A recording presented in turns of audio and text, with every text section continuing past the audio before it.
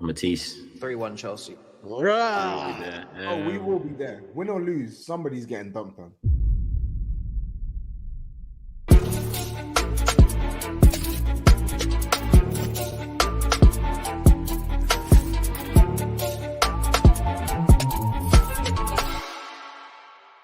And now there's a fly in here or some sort of bee. I'm gonna, bro. Why? Oh, I'm buzzing, man. You know what I mean? I've never felt like this in a while, man. You know what I mean? Oh my god.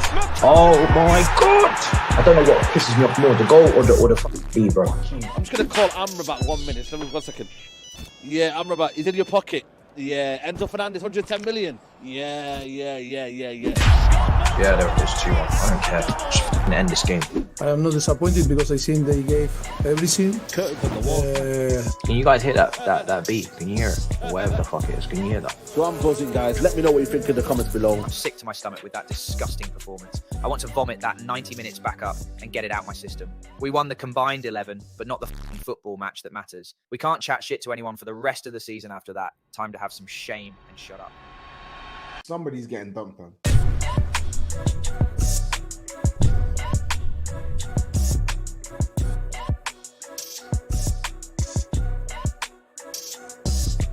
I've got the energy back for it. I'm ready to go again. I've got that hunger again. I can't wait to go to games, and I'm just happy. I'm happy with where the squad's at. I'm quite happy with the business we've done and that we're looking to do. So, yeah, I'm just confident. There's no reason to not be confident as a Man City fan right now. Hey, bro, you know everything was quality. But how the fuck did TOBS make it as well? That was a buzzer beater. I can't even. Oi, you know that video? I don't even know who that is. What that is. TOBS found a new career. Yo, shout out to TOBS, yo. Bro, that video kills me. Don't know what time it is, what day it is. When I see that video, I die every single time. I die when I see that video. Last season it was the gym guy. Do you remember the guy that was punching? Yeah. And the guy that was sick on the carnival. Remember that little one? The Tottenham fan that was sick on the corner. Yeah. That one actually looks like TOBS, like genuinely. Bro, trust me. Bro, I can't lie to you. All three of them look like TOBS, bro. I can't lie. Wait, and you know Hugh's picture? I took that by chance. I was driving past and I said, yo, what's my Irish brother doing in Enfield? Let me zoom in on that brother. Remember I put in the group, I said, yo, Hugh, I remember. What are you telling me? Yeah, no. And he goes, I thought I fuck caught off. life at the end there. I thought I had escaped, but nope. And he goes, fuck Bro. off. No one escaped this week. No one escaped. I think that might be the first triple intro we've had. Is it? Actually is, yeah? Wait, you know the funny thing is, people don't know. We were literally asking each other, when's the most that we've had? Remember with the last week we were asking, when's the episode that most have got done? Yeah, I stupidly asked the question, didn't I? And look how that turned out. Yeah, asking questions is a humbler, my brother. Asking questions is a humbler. And listen, I see a lot of people in the chat are wondering where TOBS is. He's coming. He's on the way. Like what he does now, he records his match previews after the game. Actually, you should subscribe to TOBS as well. You should subscribe to everyone. But let me give TOBS a shout out because he does his previews outside the stadium now. So you know he's kind of leveling up on his channel. Man's got bills, man. Man's got bills to pay. You know what I mean? So go over there and check that out when you get a chance. He will be here. He should be here in the next 5 minutes max, if what he said is true. And it's not a Dr. Points thing. If the reason we done it tonight instead of doing it tomorrow is because he could make it back for the show. And we thought, you know what, even though it's late, the people will still want it tonight. There's 5,000 in the building already, 4 minutes in. So hit the like button. Let's get over 1,000 likes nice and early. We're nearly there already. So let me get 2,000 likes, people. And like I said, subscribe to the man them. Show the video some love. Make sure you're subscribed. We're like 1.9k, 1 point something k off 50k. The target's 50k for the new year. I don't know if we're gonna make it. It's touch and go, but help out by subscribing, people. Tell a friend to tell a friend. Share it on the socials. Do all of that. And we've got an action-packed show tonight. A lot to talk about. A hell of a lot to talk about. Obviously, there's a big six fixture to talk about. Man City losing is probably the one I want to talk about first, but there is a big six fixture, and we tend to lean towards the big six fixtures. And And yeah, Saeed, look at his face. It's been a while, Saeed, since I've Listen. seen this. Go on, go on. I only had a little bit of a weak pause, but you know what I'm trying to say. Listen, I hate to say it again. When you must, you didn't. Must. People thought that saying was just gonna go away, but no. Matisse, I told you so. There's one thing that I can guarantee against Chelsea at home, where they haven't beat us in 10 years, is a win. And I just thought there was warning signs within Matisse's camp. My man was praying for a Reece James masterclass. The only masterclass I saw was him all over the floor. That was a masterclass. Reece James put on the floor by Garnacho, scrambling. I've never seen a worse cameo than Reece James when he came on, mate. Man had the audacity to say, I'm praying for a Reece James masterclass. And then he tried to go at me for Hoyland. I'll let you have the Hoyland one for now, because that's a work in progress. But your team is not a work in progress, my friend. Your midfield, 200 million you spent on that midfield. Enzo Fernandez, pocketed. I told you, man. I called Amrabat yesterday. I said to him, what have you got? He goes, I got my keys, I got my phone, and I've got Enzo Fernandez. I said, surely not. Surely he must have done something. Nah, he didn't even spray the ball and do them little, diags. He didn't even get to do them. You lot, man, are so bad, yeah, that didn't have their 10-point deduction. You know where they would be? Above you. So you're lucky that Everton got that 10-point deduction, because they'd be ahead of you lot. I think they've got more wins in 2023 than you lot. I think that's the start. You lot, yeah, are a joke, man. No matter how bad we are, yeah, and Man United are bad, yeah, but you lot are a disgrace, man. I was watching that and I was like, yo, what did they spend their money on? Let me just look at Mudryk. Yeah, another one. Absolutely dead. Dead. And then you got Action Jackson up front. I don't know what Astrid supplied, but it didn't work.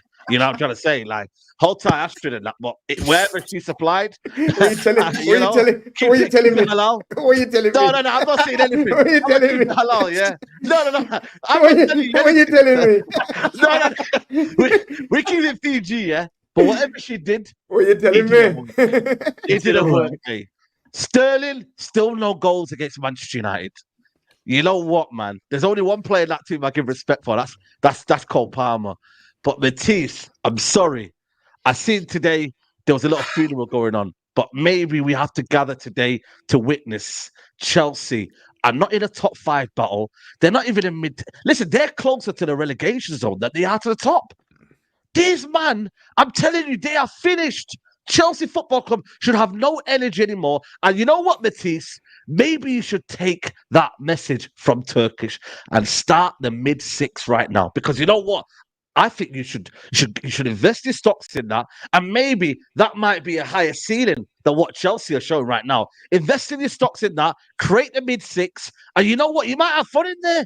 You might have fun against Fulham and them, man. That's where you beat Fulham, and there's little teams like that. You might win them games, but you know the top 6, yeah? Just leave it alone. And you know what? You know what I mean? We'll leave it at that one. No, you're wrong. You know what? No, GRIZZ is right. I said at the start of the season, know your role. And everyone laughed at me. Matisse, know your role. Know your role. I enjoyed that. Anybody else want to cook me? No, it becomes pleasurable after a while. I know what you mean. I'm taking a lot of. There's a point, right? When you take so much pain, your body comes numb to it, yeah. and then you I'm just start. I'm happy for Saeed. And then you just start. You sit there smiling like frozen pollen. You know, you just sit there like ice pollen. You know, you're taking ice where you just.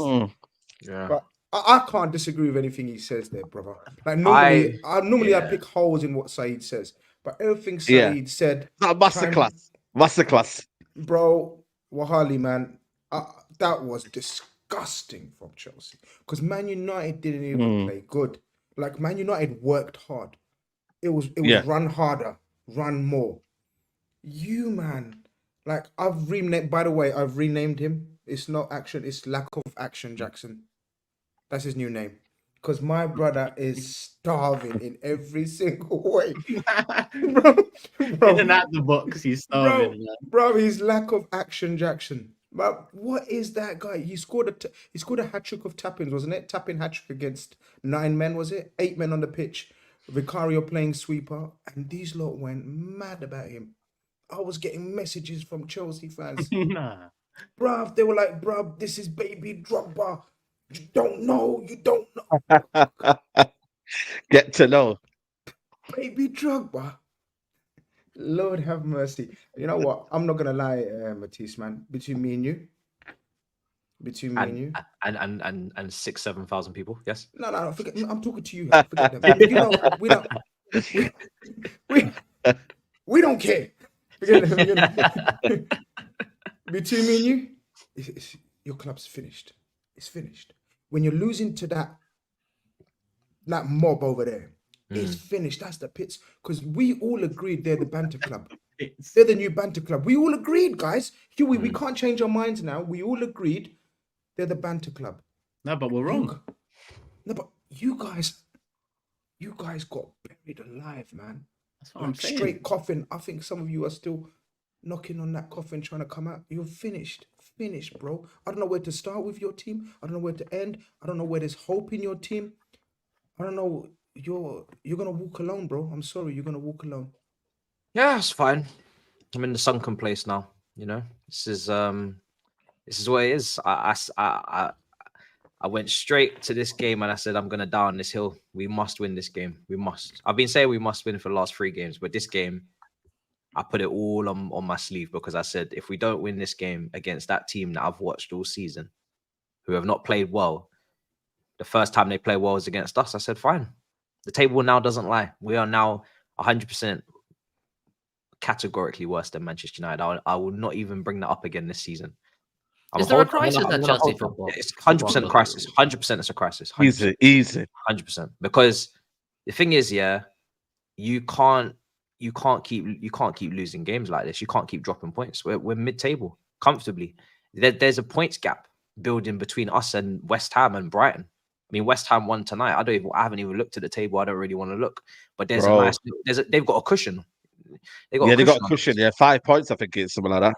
So 100%, it's a crisis because my expectations was always to be pushing for Champions League, to actually make Champions League at a minimum. We should qualify for Champions League because we have the squad to. I thought we had the squad to do it because I believed in my players and I believed in my manager. Boy, was I wrong. And now we're not even going to make Europa League, to be honest, because when I look at the Premier League, the way it's looking, nah, we're not going to be 7th or 6th. It's gonna be a long day. It's gonna be a very, very long day. So yeah, man. You need a season where you can play 1 game a week. I think that's what you need. I think we need a season where we're not playing no games a week. No games, no weeks. Yeah, no games, no weeks. International break every week. Give me Macedonia every week. Give me San Marino every week. I'll be there. I'll be there. I'm gonna start doing those watch alongs. The streets are calling you Matt 10th or Manny. Listen, I listen. You see me, I give it, so I will take it. No problem. Pause. Run the banter. Run it. You know what? Banter aside, though, man. I don't know where banter to start. Aside, yeah. Bro, I'll be. You know what? It'll be a documentary if I talk about this team. You know, it will be a doc. Now, you know what? Banter aside, yeah. I couldn't believe how bad they were, man. And listen, Man United are bad, yeah, but I could not believe what I was watching. We, like GRIZZ said, we wanted the kind of basics of Man United. Run harder, work harder, and then you will find some openings. The game, by the way, flat as Chelsea, by the way. That could have been 6, 7, whatever you want to call it. SAEED, I wish it was. I'm disappointed that you didn't slap us up more. I really am. Wow. There was a penalty miss in there as well. There was a penalty miss. Penalty miss as well in there. Mctominay had chances. What do you call it? There was so many opportunities where we just wasted. You know what I mean? The way they were playing out from the back. That's Sanchez, by the way. Listen, Onana's bad, yeah, but Sanchez? Oh my God, man. Oh my God. He's unbelievably bad. You know what I mean? Like Cucurella, I mean, he was all over the place. You know what I mean? Didn't know where he was. You know, the midfield for me, like I said to you, man, I don't know what they're doing. What are they doing? And what did I say to you guys? people misunderstood the importance of Conor Gallagher. And listen, Chelsea fans can say whatever they want to say. He has been one of your better midfielders, and there was no bite in that midfield. Conor Gallagher did what he had to do up front, but your midfield, for me, lacked any rhythm. They were all over the place. Kept giving the ball away. Your back line kept going the ball away. You kept lumping it long. You were all over the place. And Man United just played into that, and we just kept attacking you. Luckily for you lot, we didn't have no killers to make it more than what you should.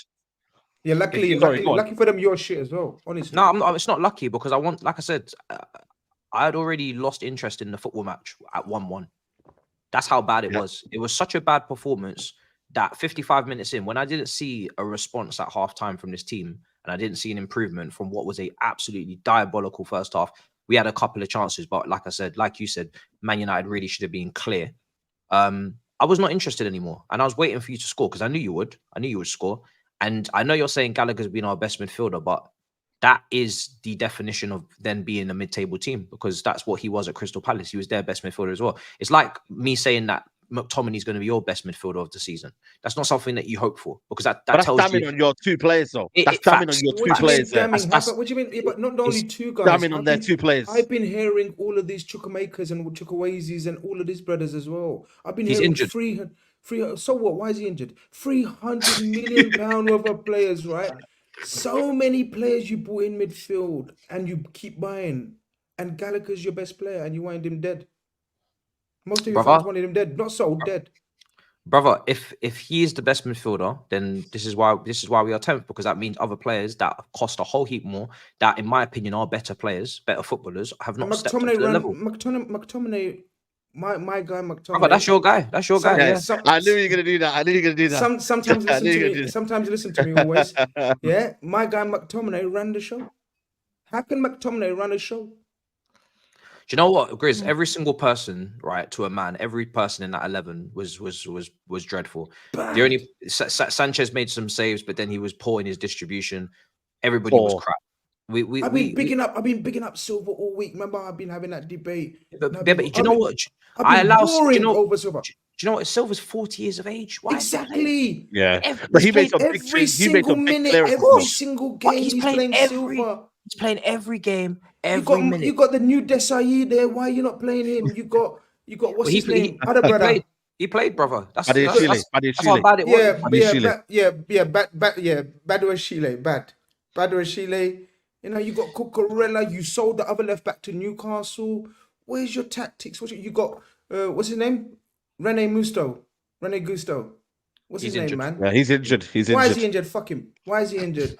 Who's played right back? Who played right back? Who played right back instead of Cucurella, man? And he got cooked. He got cooked as well. Cucurella played right back. Cucurella played right back. They hooked him off at half time. Look what I'm saying. Look what I'm saying. Do I make sense? If anyone was listening to me, they would say Grizz not making sense. No, I'm reading out Chelsea's team. It was atrocious. Look, we're not going to call for Pochettino's head. We're not doing that. We're not doing no reactionary nothing. But there has to be some conversations, man. You can't be just saying, no, you know what? We're going to have an off season. We're going to finish 10th. It's calm. No, man. You can't someone's Turkish. They can't finish 10th and say, 300 million, no, £1 billion, new manager, Pochettino, top quality coach. Yeah, it's calm. We finish. No, heads have to roll. And if that's the managers, it's the managers. I'm not saying now. I'm saying come at the end of the season. You have to finish, worst case scenario, top 8, guys. That's worst case scenario.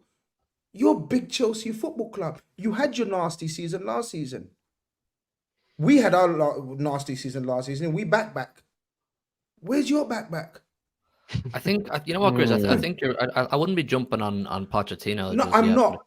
I agree. What I'm saying is, what I'm going to say is, I think it's time we had a serious conversation about the recruitment plans that Chelsea Football Club put in place, because we were told with all these signings that, oh, they're all for the future and they're all going to be a super team in 2025, 2026.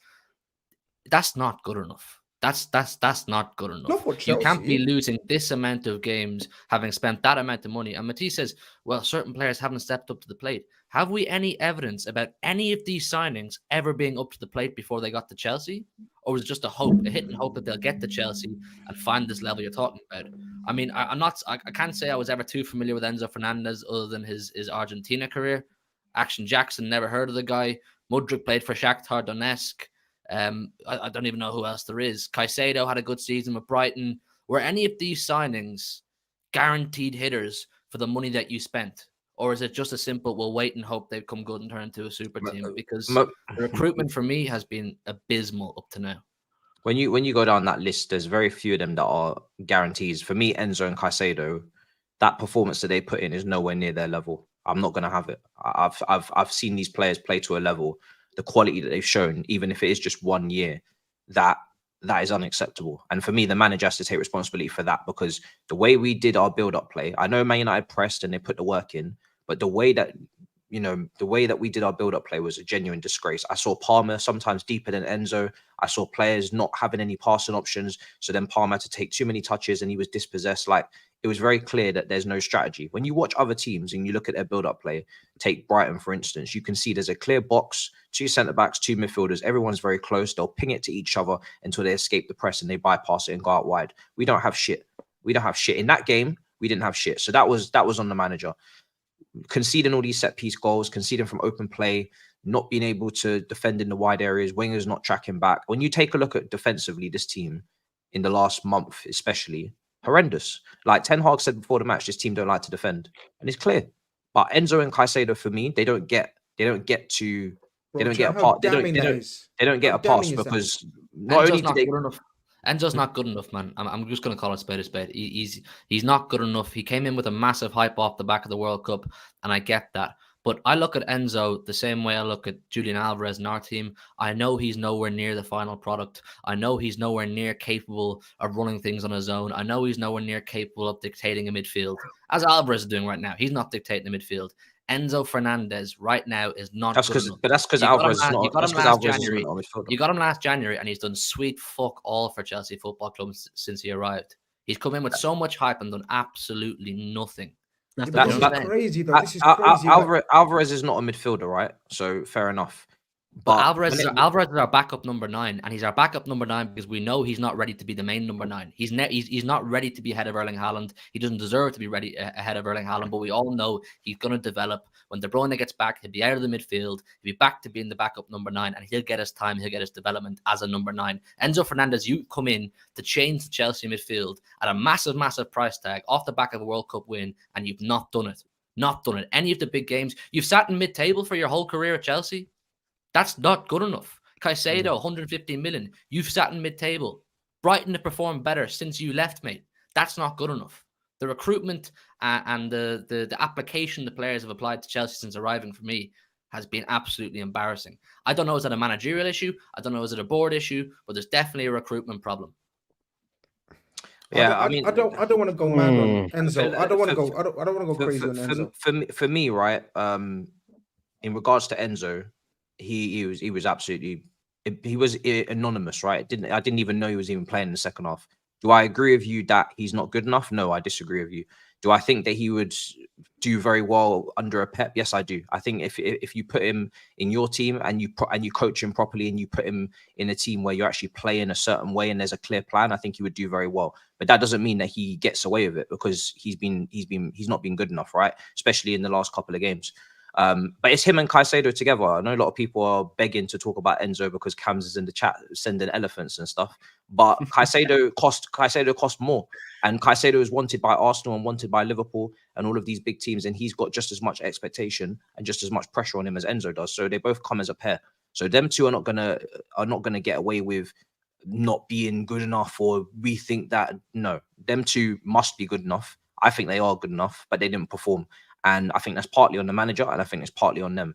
The rest of the team, you asking about Mudryk and you're asking about Madueke and Jackson, these are all players that we don't know, or I don't know too much about before they arrived. So it's risks, and you're taking risks. And this is what you do as a recruitment team. But the problem is with this recruitment team is they've taken too many gambles. They haven't mixed it. They haven't balanced it. They've brought in a lot of players that are risks, that don't have the evidence, that don't have the CV, that don't have the track record, and they've blended it with more players that don't have the track record and don't have the CV. So now you really are hoping that these guys are going to deliver in their first Premier League full season, and they're not.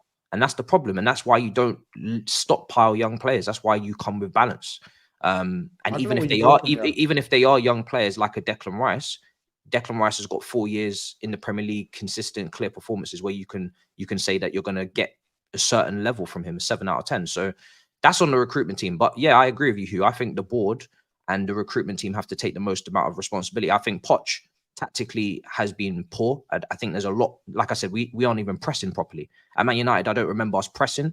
I don't remember us keeping the ball for 5 minutes. I don't remember us defending in a compact manner. I don't remember us building up. So he has to fix up. But because the board have been overseeing 2 seasons of mediocrity, they're definitely going to hold the most corn because they're the ones that have decided to go in this direction. When Poch was saying that I want more experienced players to come in the summer, they gave him players that have only had 20, 30 appearances in the Prem Max. So that's the decision they made. So for me, it comes the board first, Pochettino after, and then, well, Pochettino and the players, because I think the players genuinely, some of the errors that they've made and some of the lack of work rate. I'm seeing such lazy tracking back from Sterling, Mudryk, not putting in a shift. Mudryk's in the gym every day, benching, you know what I'm saying? Pictures of bum crack. Bruv, track back. You're 21. What's going on? 22. Why you not got energy? We're playing 1 game a week. I'm hearing, oh, Chelsea are tired. They played with 10 men against Brighton. Liverpool played half their games with 10 men.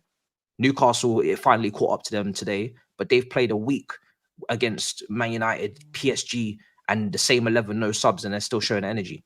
They're only caught up now. So the excuses are ridiculous. The one thing I will get onto Poch the most about was the post-match interview when he said they gave everything. Brother, you're not Graham Potter. You're gonna lose people like that. Don't say that shit again, bruv. That was ridiculous. Yeah. So well, when I showed that to Lewis outside the ground, he went ballistic, man, because he was like, "Yo, like Potter said that.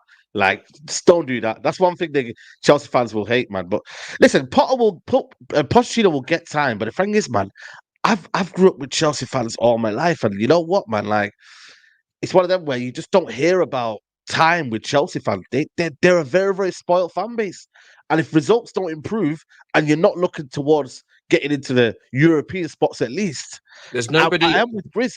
There's nobody on this panel. There's nobody on this panel that would accept these performances and this position in the league. So I don't want to hear Chelsea fans are special. Chelsea fans are impatient. Chelsea fans are this. Chelsea fans are that.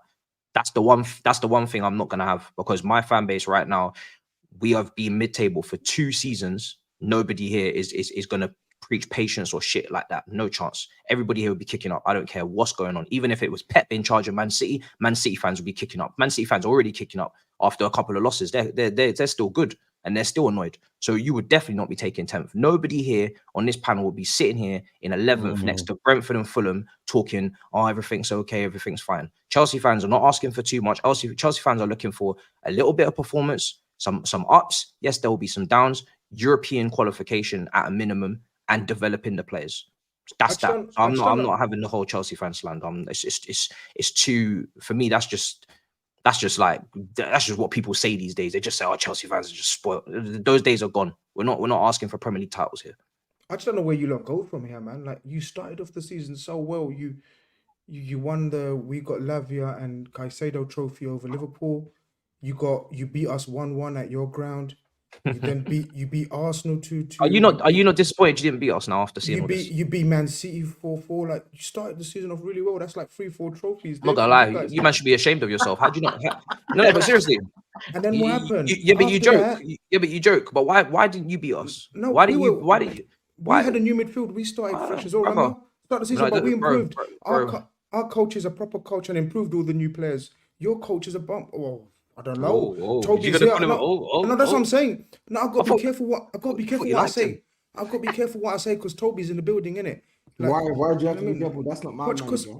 That's not my manager. You can say what you want, mate. Yeah. That's Chelsea's manager, not your problem anymore. No, is that how you do? Yeah. Okay. Not my problem. Yeah. Not your problem anymore. No. Okay. Not my problem. He went to the pagans. He's got to fight his own battles. That's what I like. That's what I like. But yeah, look, I was saying, look, I don't know where you lot go from around here. That's what I'm saying, man. Grizz is right. I don't know where they go from now. I don't have the directions. I don't have the map. Man, I'm not already explorer. You know what I'm saying? I have no idea where we're going. No, but what I'm saying, if you're fans and you're saying, now, you know what, we're calm. We finished 10, 12, whatever. No, no one's saying that. I just want no Europa next week, next season. No. I just want one game a week. No. This is... No one's saying that, brother. I had crisis meeting this morning. Yeah, did you watch that, by the way? He's talking to me about emergency meeting. He had one this morning, by the way. Yeah, but you have them every, you have them every day, brother. Listen, you will have them every day. Are you going to win against Everton? No, word. Do you think you're going to win against Everton? Did you watch Everton today? They're licking their lips. I did not have the pleasure of watching Everton today. I don't need to watch Everton today. Bro, Sean Dyche's army is coming after you, mate. You know what I mean? So you better watch out. They don't catch up to you. You better watch out. Little old Everton, 10 points deducted. Don't catch up to you, my friend. Listen. You know what I'm saying? The Blues. That can't happen. That can't run. The Blues. If that happens, mate, you definitely... Like, look at that profile picture. Did anyone see that profile picture, by the way? Shout out to the creativity there. It said the mid-6. I think I told you, man, take the stocks early and invest, because that could be your brand. Where are they exactly in the league now? Like, in terms of position? They're 10th. It doesn't matter anymore. It doesn't matter. Don't worry about it. Don't worry about it. Yeah. Listen, it's 10th. There you go. See that? Listen, I'm gonna talk to, you know, the rest of the mid-6 soon. We're gonna talk. I'm gonna ask them, does it matter? 10th, 11th, 12th, 13th, do you care? Wow. They're probably gonna tell me no. I don't care where we are in the table. It doesn't matter anymore. We're not where we need to be. That's the end of the conversation. I was going to say, I prayed for days like this. I didn't pray. It's not that deep. Like, you know what I mean? But we love it, man. We love it, man. Chelsea, we love it. Like, even as a spectacle, because when Arsenal first fell off, remember when Arsenal first fell off? I used to look at Man United like, this is the new thing. This is the new fucking rivalry at the top of the league. Yesterday, I'm looking at it like, bruv, look how far this fixture has fallen off over time. And GRIZZ, listen, Matisse was up till 2 a.m. playing slow jams on Twitter Spaces last night. Did you not see that? He's finished. Bro. Adele, he had Adele. Who else did he have in there? He had a couple of Adele tunes in there. SAEED. And Amy Winehouse, yeah. SAEED, I woke up for Fajr morning prayers. I woke up for morning Yeah, prayers. yeah. Then I'm listening to slow jams being played on Spaces in the group. Like, people are saying, yo, check up on Matisse. I prayed for you, bro. I prayed for you in the morning. I was just finding solutions as to how I can get over these defeats. It worked. It felt much better. So I might make that my weekly thing now. Welcome, Poch. You there, yeah? TOBS there. What are you telling me? I'm just listening, man. I'm just listening. Yeah, what are you hearing? Come on, man. I'm hearing. Even when you're down, man, you can laugh at these lot, man. You made a buffer, man. So even if you're down, Toby, you can still laugh at these lot round the corner because they're just rubbish. Oh yeah, that's Toby's line, innit? That was Toby's line. We got a buffer, innit? Even if we lose the next 5-6, well, you're about to lose the next 5-6. We've had the buffer though. We got cushion. We got cushion for pushing. Listen, the cushion has been pushed for sure, and the buffer has been buffered. Yeah. So 4 losses in 5. The buffer has truly been buffered. And I said it to him. Look how much they're battering you. However, we are still 5th. We are still 5th, so it's actually not the end of the world. On the Chelsea talk, I did watch that game yesterday, and oh my days, man, it was. I don't even as a Chelsea I hate Chelsea, like I hate them, and like I didn't know whether to be happy that they were losing or just be angry at the performance I had just seen, because it's like I'm not even a Chelsea fan, but I'm a football fan. I like to see good football, and what I saw from Chelsea yesterday was literally an abomination. Like I can liken it to us. We played Man United last season and we lost 2-0. Man United flogged the living daylights out of us, and I said, how? I said, from time this team are making a joke out of us, that says more about us than it does about them. And I think that was the case yesterday. Listen, Man United played well. Man United played well, could have hit Chelsea for 6 or 7. But that was the same case last season, towards the back end of the season. The XG was crazy, right? Criminal. You have to look inward. Like, there was, to a man, the performances were utterly dreadful. Enzo and Caicedo, Chuckle Brothers in the midfield, honestly, horrendous performance. Reece James came on, Hall of Shame performance. What did he tweet, Toby? Did you see his tweet, by the way? Did you see his tweet about putting masterclass? You didn't see his tweet? Crazy. Oh, what? The Reece James tweet? Oh, yes, I did see it. I did see it. Yes. Yes, Crazy, I did see it. Yeah. Like I said, for this fixture, I put it all on the line, and I'm aware of that. So, you know, we do or die, and we died. We dared to do or we dared to die. Yeah. We definitely died. So, but yeah, listen, it was an absolute. Look at this, bro. You want some one punch? Let's get drunk, Matisse, man. Come on. I've actually already finished my drink, brother. But you know, cheers. Yeah. I'm already ahead. Hughie, where's your one, man? Where's your one, man? You got no drinks, man. I said I was coming to the big six. If I'm gonna get cooked, let me at least be merry whilst I'm getting cooked. Yeah. It was a criminal performance. Absolutely criminal performance, man. I'm not even gonna speak on Reece James, man, because obviously, if I speak on Reece James, you're gonna say I'm coming. No, you're gonna say I'm coming from the Trent. It wasn't even just him angle. It wasn't even just him. Cole Palmer was just everyone. Mudryk. Sorry, we need to have a conversation about Mudryk because, like, I'm beyond talking about this. Oh, he's not played enough games thing. Like, he genuinely plays like he's a 14-year-old. Like, legit, bro. Like, he plays like he's a 14-year-old. No footballing IQ. It's crazy. It is crazy how bad Chelsea looked against Man United. Like, sorry, I think we need to deep this. They were awful, and they still could have got something out that game. That's how mad it is. They were Toby. I didn't want nothing. I didn't want nothing, bro. I didn't want nothing out of that game. I didn't want nothing. I was disappointed Man United didn't hit us for more. You know what I'm saying? Because that would have sent alarm bells. They had a 10-minute spell, man. They had a 10-minute spell at the end of the first half. Alarm bells ringing. I think the fucking alarm bells have been ringing non-stop for a long time. Yeah, but they're still doing their PR briefing bullshit on Twitter. They're putting out there, and he's going to be fit for Everton and he's going to change everything and he's going to stop us from shitting ourselves in the first phase with the passing. He's going to stop us from conceding goals from set pieces. He's going to stop us from conceding goals in open play. I don't know who this board or who this manager thinking Cuckoo is, but you need to chill with this Cuckoo hype. Because when this brother comes back, he's going to have to reintegrate himself. He's going to have to get used to the league for the first time. He's going to have to build up his fitness. You have to make sure you don't get injured again. And they're acting like as if he's the second coming of the Messiah. They're going on like he's Messi.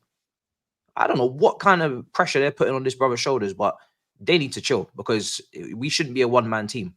I can tell you that. There's no way this team should be relying on any individual to get them through games. I have not cared how long we take to bring in Cuckoo back because I'm not in a rush because I'm looking at Enzo. I'm looking at Caicedo. I'm looking at Palmer. I'm looking at Mudryk. I'm looking at all these players that should be able to do better without anybody coming into this team.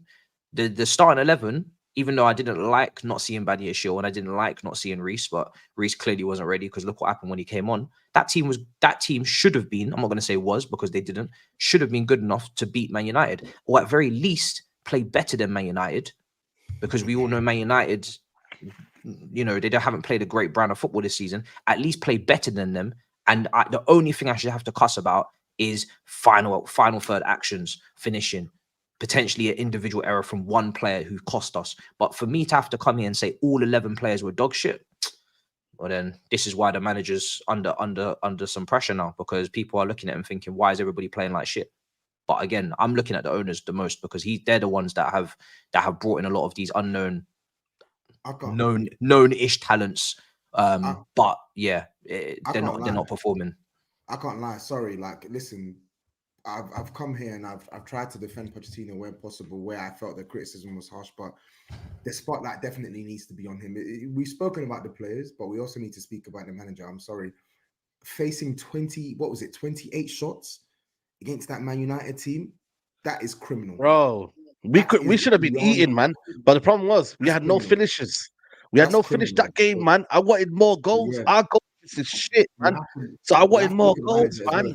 You have to. That you know, it is what it is, man. But that's what I was saying, Toby. Just before you came, I was going to say, there's no doubt you don't sack Pochettino. You don't even start even contemplating it. But he's a top quality coach. He's a highly renowned coach. Everyone talks about his coaching ability in terms of how tactically adaptable he is and how he stiffens teams up. You know, even Spurs were hard to beat under him.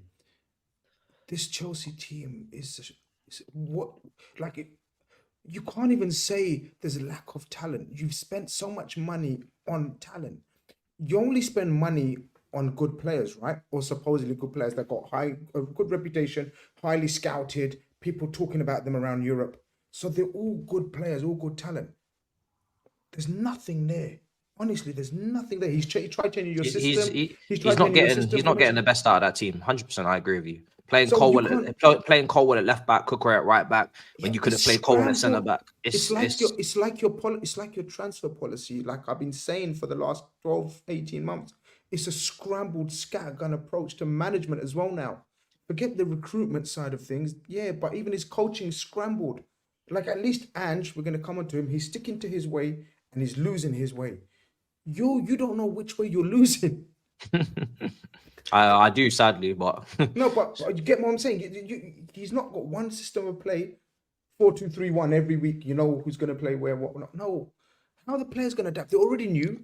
You got about 15 of them. And they don't know which position they're going to play every week. That's mad. This is the Premier League. And these are 8, 9, 10-year contracts. Let's not forget that, because that was a big part of all these signings coming in as well. I don't know how they come out of this. I don't know how they come out.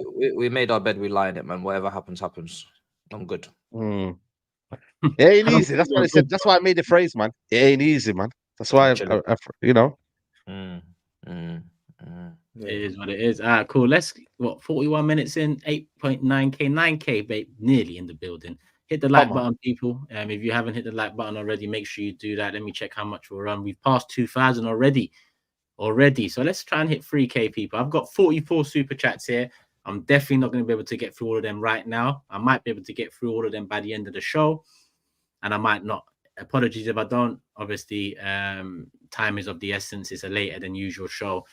So on this topic, on Chelsea and United, please stop sending super chats in right now, because I've already got 46 now to start on, and I know I'm not going to be able to get through all of these either. So on this subject, please relax. And if you have sent in a super chat about Arsenal, Liverpool, City, etc., Tottenham as well, I'll get them when it's time to talk about those clubs. Let me go back to the top and get them in from. Let me just go randomly. Let me see. Ali says, as a big 6 old-timer, I remember Gremlin rinsing Arsenal from cussing Arteta more than anyone else on the panel. How the tables have turned, little Frodo. Chelsea back in their shell. Your tears rain happiness to Arsenal fans' souls. Brother, I'm here.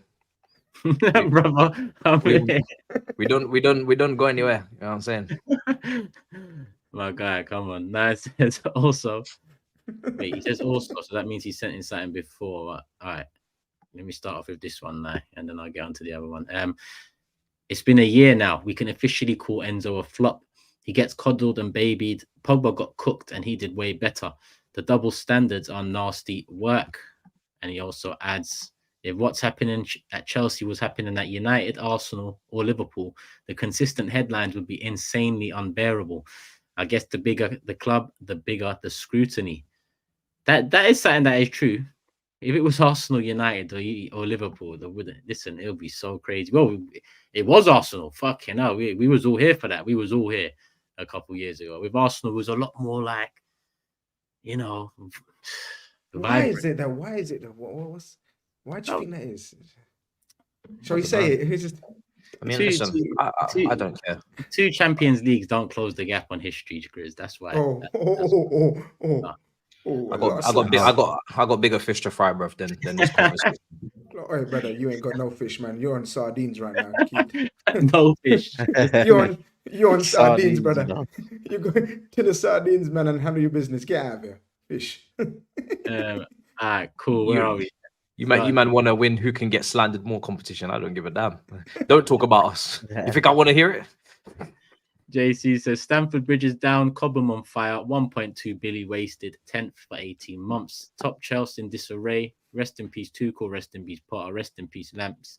Konzonzi fraud watch. Poch out. Matisse on antidepressants. A lot in that super chat, but well worth it. Nice as the amount of times we were told Todd Bowley is a genius for finding amortization loopholes. Now, if they don't make top 4, they're probably in big trouble with FFP. That's what's in my head, because amortization's all good and well if you're making the top competitions, but if you're not, then you've already spent money next summer to fix it, and you need to fix a problem that's happening now. It's crazy, but It's no problem. No problem. Let me go. Where are we? Nye again. I haven't forgotten that Chelsea fans called us jealous for calling out their transfer strategy. There's a reason why clubs haven't done what they've done. And AJ says we need to have a full session explaining how a 200 million midfield looked bang average against 10 million loan player and a max source reject. Who are we waiting for now? Lavia and Kunku or Oshimen and Tony in January? It's all long. SFA says Njonjo, Fernandez, Concedo, obese injuries, James, Action, Janet Jackson, Ukraine, Bolt, Axel, Disaster Class, Cucurella, Kanye East, and Gold, all owned by Mctominay. Cucurella is insane. Cucurella. Bro, it's crazy. I respect that he took time to write that super chat. Hey, that is insane. Oh my God. Care with it. Mavic says Chelsea get a new backline henchman every week. No Gallagher, no bite. Hoping Liverpool win the league so these spiced up Arsenal fans can brought back down to earth. Oh, this is true. It is what it is. All right, here we go. I'm happy for you. I'm glad you're happy. Hakeem says, big up the man them. I hate to do this, but my broski's mum has brain cancer tumor and needs help funding the surgery. Do you guys mind sharing the GoFundMe link? Bro, put the GoFundMe link in there now. Yeah, man. Sorry to hear, man. Hey, Skull, can you do me a favor and pin the GoFundMe link when it comes through? Because the chat's moving mad now and I've got the super chats up. So if you don't mind pinning that GoFundMe link, Hakeem, no problem, man, no problem. Get that in there and Skull will pin that. And I hope for the best, my bro. I hope for the best. Yeah, definitely, man. My regards. Let me move on to the next one. Actually, no. Let me save this one for the right time. That one was on Tottenham. $250 million on the midfield just to get dominated by Ronald McDonald and the Moroccan Andrew Tate. Skull was right. Project Enzo's looking bummy. Oh yeah, Skull, when he took over your Twitter, some of the things he said, it's all mad. It's all mad. Where are we? Matisse, when you must, you didn't must. Time for the mid-6 logo there, ready. Mo, you know what? Fuck it. Send me that logo. I'm gonna pass it on to Matisse when he's ready for the mid-6. Wow, that's the logo. Fucking fine. We got the logo done, Matisse. We just need the intro. We spoke about that today when I saw you at studio. So we're getting there. We're close. Yeah. We're close to it. Here we go. Nah, SAEED and Matisse need their own TV shows. YouTube ain't enough. They have been going blow for blow with peak comedy and misery over the last few weeks. Gold. Big up JC. Adjan says Chelsea haven't beaten us in the league since 2017 when Morata scored. We own them. Lucky it wasn't 5-1. I don't even remember Morata doing shit for us. That was at their ground, though, wasn't it? Yeah. That wasn't at Old Trafford. I know that for a fact. The last time they won at our ground is Matter. When they got top 4, they sealed top 4. So yeah. I remember his goal at Stamford Bridge. Definitely wasn't Old Trafford. Yeah. Zoeb says, a not so wise man once said 21 points from 7 games. Brother, you haven't even got 21 points from 15. I don't know why did forget it. Let's move on. Shout out to Chelsea for saving Arsenal and Liverpool from some bad summer transfers. Not only that, Chelsea are missing a player like Kai Havertz. Matisse, why are you ducking KG's phone calls? Don't go anywhere. Who do you lose the mid off with? How do you lose the mid off with? How do you lose the mid off with $250 million in midfield? SAEED caught life. Well, not really. Chelsea actually caught life in the end. They caught life.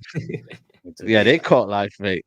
Well, Saeed said something earlier. We've got it here. In 2023, Everton have played 36 games. They've got 11 wins, 17 losses, 41 points. Chelsea have played 38 games. They've got 9 wins, 17 losses, 39 points.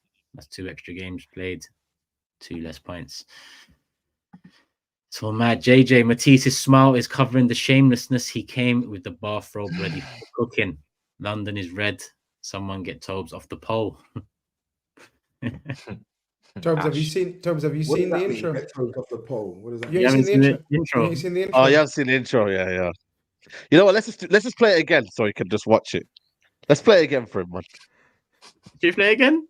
Hit it. Yeah, man. 3-1 Chelsea. Right. Oh, we will be there. Win or lose, somebody's getting dumped on.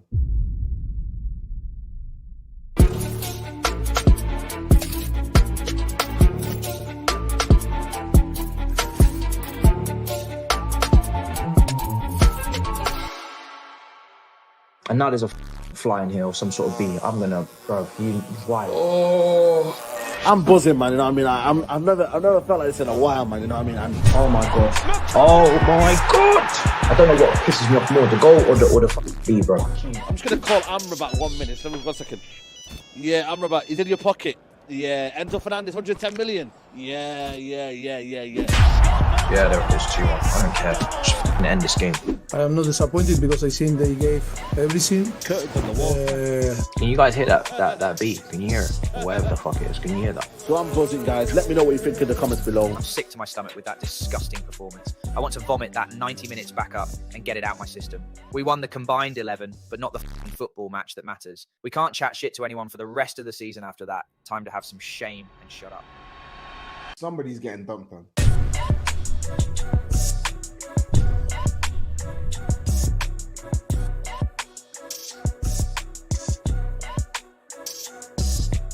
I've got the energy back for it. I'm ready to go again. I've got that hunger again. I can't wait to go to games, and I'm just happy. I'm happy with where the squad's at. I'm quite happy with the business we've done and that we're looking to do. So, yeah, I'm just confident. There's no reason to not be confident as a Man City fan right now. Reload. Okay. You said okay. When I punch a dent in this brother's car, don't say, "Oh, Wow. why are you being mean?" Oh, protect skull. So when I get my payback, I put another dent in this guy's car. Don't say it wasn't justified. There's still people in my fan base that think I hate Enzo, so I'm with you, bro. Yeah. I'm with you. Let me get a few more in because I've still got 24 here. S says, speaking of not going anywhere, Matisse, how is Ferdy getting man of the match against your 200 million midfielders? But you care about Rice was poor versus Luton on DR. Average game from him, still tops them. Chelsea insecurity over Rice reeks. Is that what was happening on DR? Yeah. I was just making some analysis, bro. You don't need to get tighty-whitey about it, bro. That's it. I was making some analysis. Mo says, remember Matisse saying I need 20. Me might take another one. 19 after 15. It's all mad. Couple more just random. Freddie says, Matisse, keep my manager Ten Hag's name out of your mouth. And TOBS United now level with Spurs. Big up SAEED, Turkish and the panel, best show on YouTube. Come on. Speaking of keeping managers out of people's mouths, SAEED, Ten Hag, in or out, shake it about. What are we doing over there? Bro, one game against a mid-average team doesn't change my opinion on a manager. So Yeah, 3 points behind. 3 points behind. We need bigger sample size. We need bigger kind of clubs to kind of comparison with that, man. Chelsea, not really something that next week. Measure your judgment on. Yeah. Speak soon. Simple one from Snips. Prison sentence FC. Them long contracts are peak. Says I said, Action Jackson. If it ain't snowing, we ain't going. Needs more motivation. We will be there. No, not what. And Kai says, I don't understand why Matisse is down. Chelsea got 7 from the first 21. I'm enjoying these. I said a couple more, like seven super chats. These are very creative. Omar says, Matisse, hold that. Ever put Chelsea near our club. Lads, please speak on Amrabat. The disrespect he was getting when he wasn't even getting a chance. Still also too early. I think. I'm just glad, you know what? I'm just glad because I've watched him a lot, man. And I felt the disrespect was a bit too much, but I'm just glad he put in a good performance you know, proper good performance. So I'm happy for him, man. Come on. Who's this? Dara says, big up the show. Joe Wicks at right back got cooked in the first half for Reece James to come on and defend like Trent. We ran and wanted it more. 2-1 Lateran. That stray was wild. Yeah, That's silly. a white. The stray. Yeah, Dara the Explorer, silly stray. JC had it as well, running a depressions playlist on Spaces after the game had me dead. Yeah, that was I turned into a radio station. One more here from Philippe. Philippe says, since Matisse is all about promises, Chelsea fans stop talking about James until he actually has a world-class season. Hugh, Diaz, poor form or concern. Big up Turkish. Come on, Philippe. You already know what it is. We're going to move on to City shortly as well, so we're going to get that one in. But love to everyone that sent in super chats. I've still got 19, 20 here. Like I said, if they're on other subjects, I'll get them in. If they're on this subject, at the end, if I've got a bit of time, then I will get them ones in as well, people. So apologies if I don't. Love for the love. It goes back into the brand to do more content, more shows, and elevate year in, year out. And we're looking to elevate next season. So stay tuned. Make sure you subscribe, put the notification bell on, people. And when it's time to announce, we announce. But we move now on to predictions. First up, Everton, Chelsea, and Tobes, top of the league. You go first. Wow, predictions already. 1-1.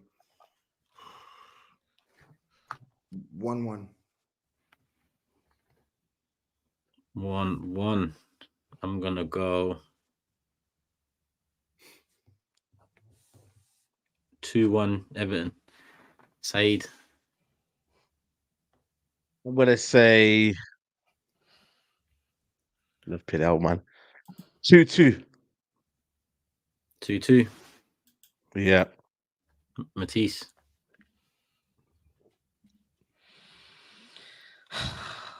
God. 2-1 Chelsea. All we have is hope. That came out like so slow. Like you're right. If we don't have hope, what do we have left? I don't really believe that. I don't really believe that, but you know. You're gonna go with what you don't believe, or you're gonna go with what you believe? What do you can't believe? Okay. 1-1. Mate, no. Can we put a ban on this? Can we put a fucking ban on this? He's doing it again. He's doing it again. He's not getting any points from it. It's only been one. He's doing it again. He's doing it again. Relax. He even smirked when he predicted the 1-1. He's No, we can't change it. No, we can't change it because we can't change it because when I said do change it, when I said this shit's gonna happen, you lot laughed at me. You know what I mean? Carry on, Huey. Carry on. Go on, Grizz. 1-1. 1-1.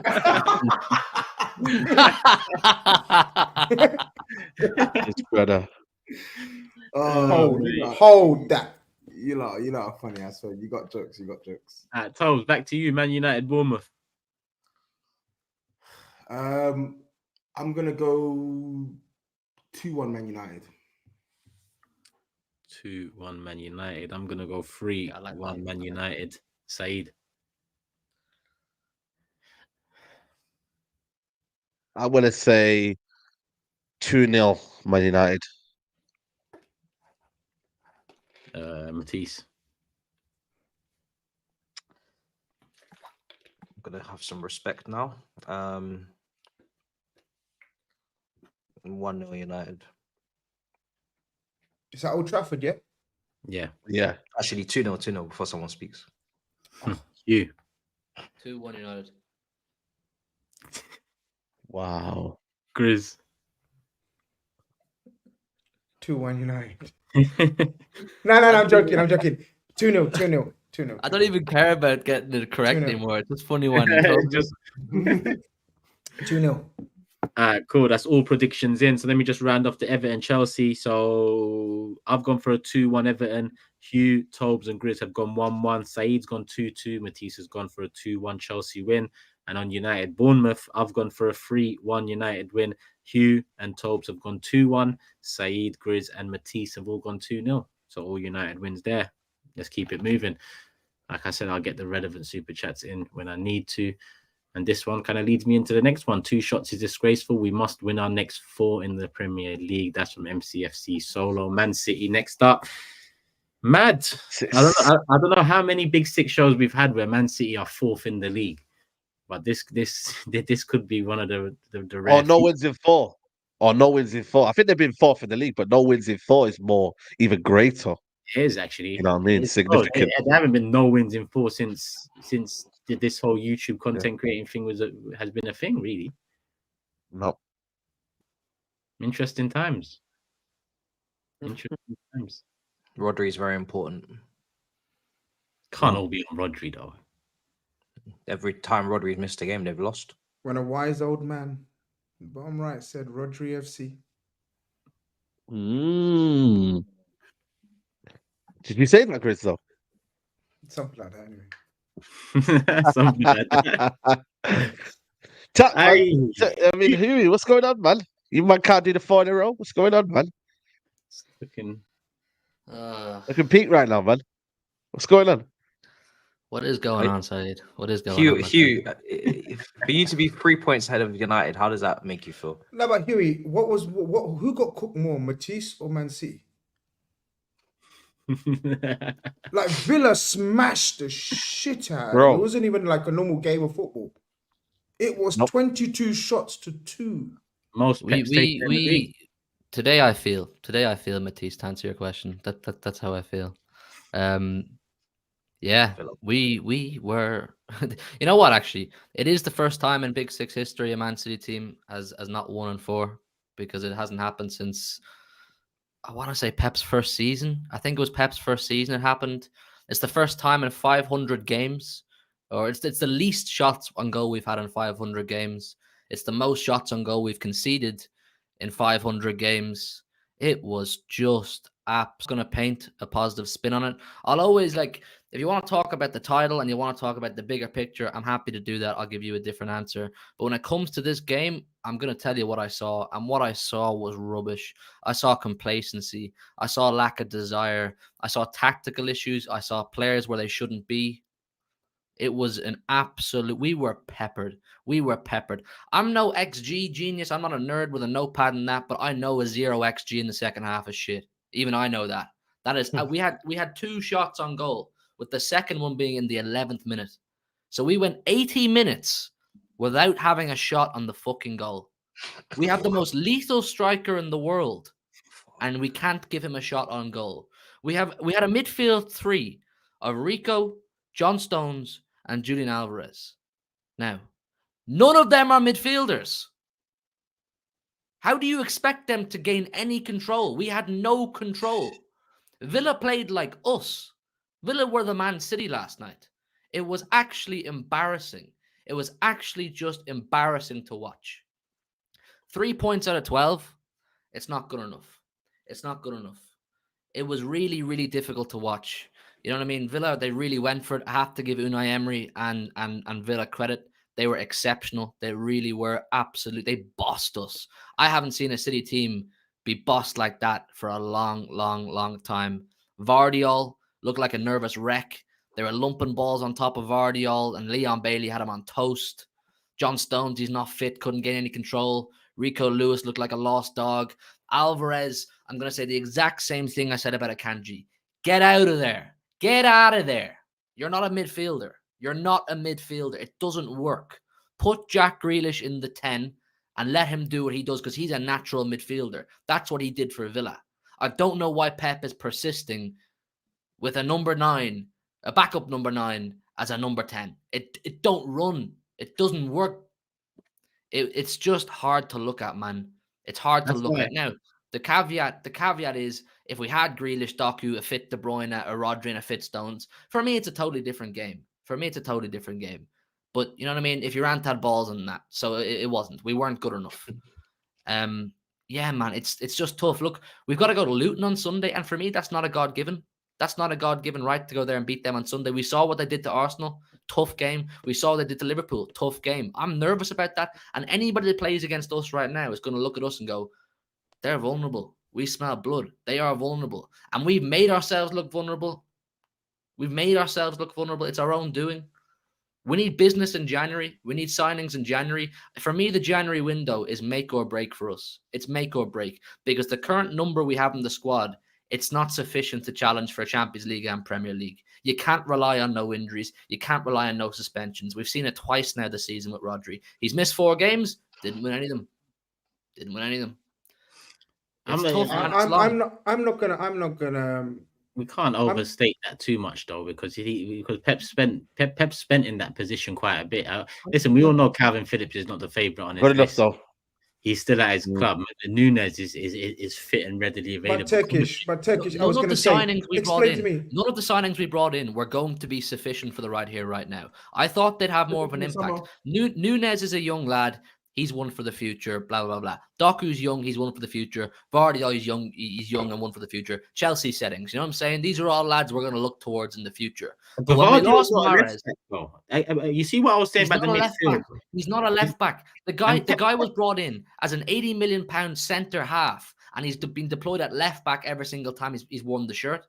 It doesn't work for him, and it doesn't take a genius to figure it out. And we actually have a competent left back on the bench in Nathan Ake. Yeah. A competent left back. The bench last night was disgraceful. We had Carson, Ortega, Oscar Bob, and then a load of defenders.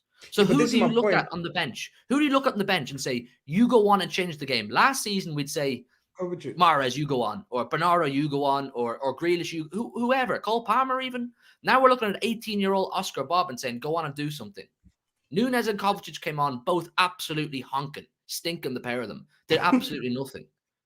It's just, it's difficult. We did not replace the important players in our squad sufficiently. We needed to replace Gundogan and Mahrez with immediate big hitters who weren't going to come in with a buffer, who weren't going to come in with time needed. We needed players to come in and be like, we have landed. We're here now to pick up where the treble winners left off, and we didn't do that.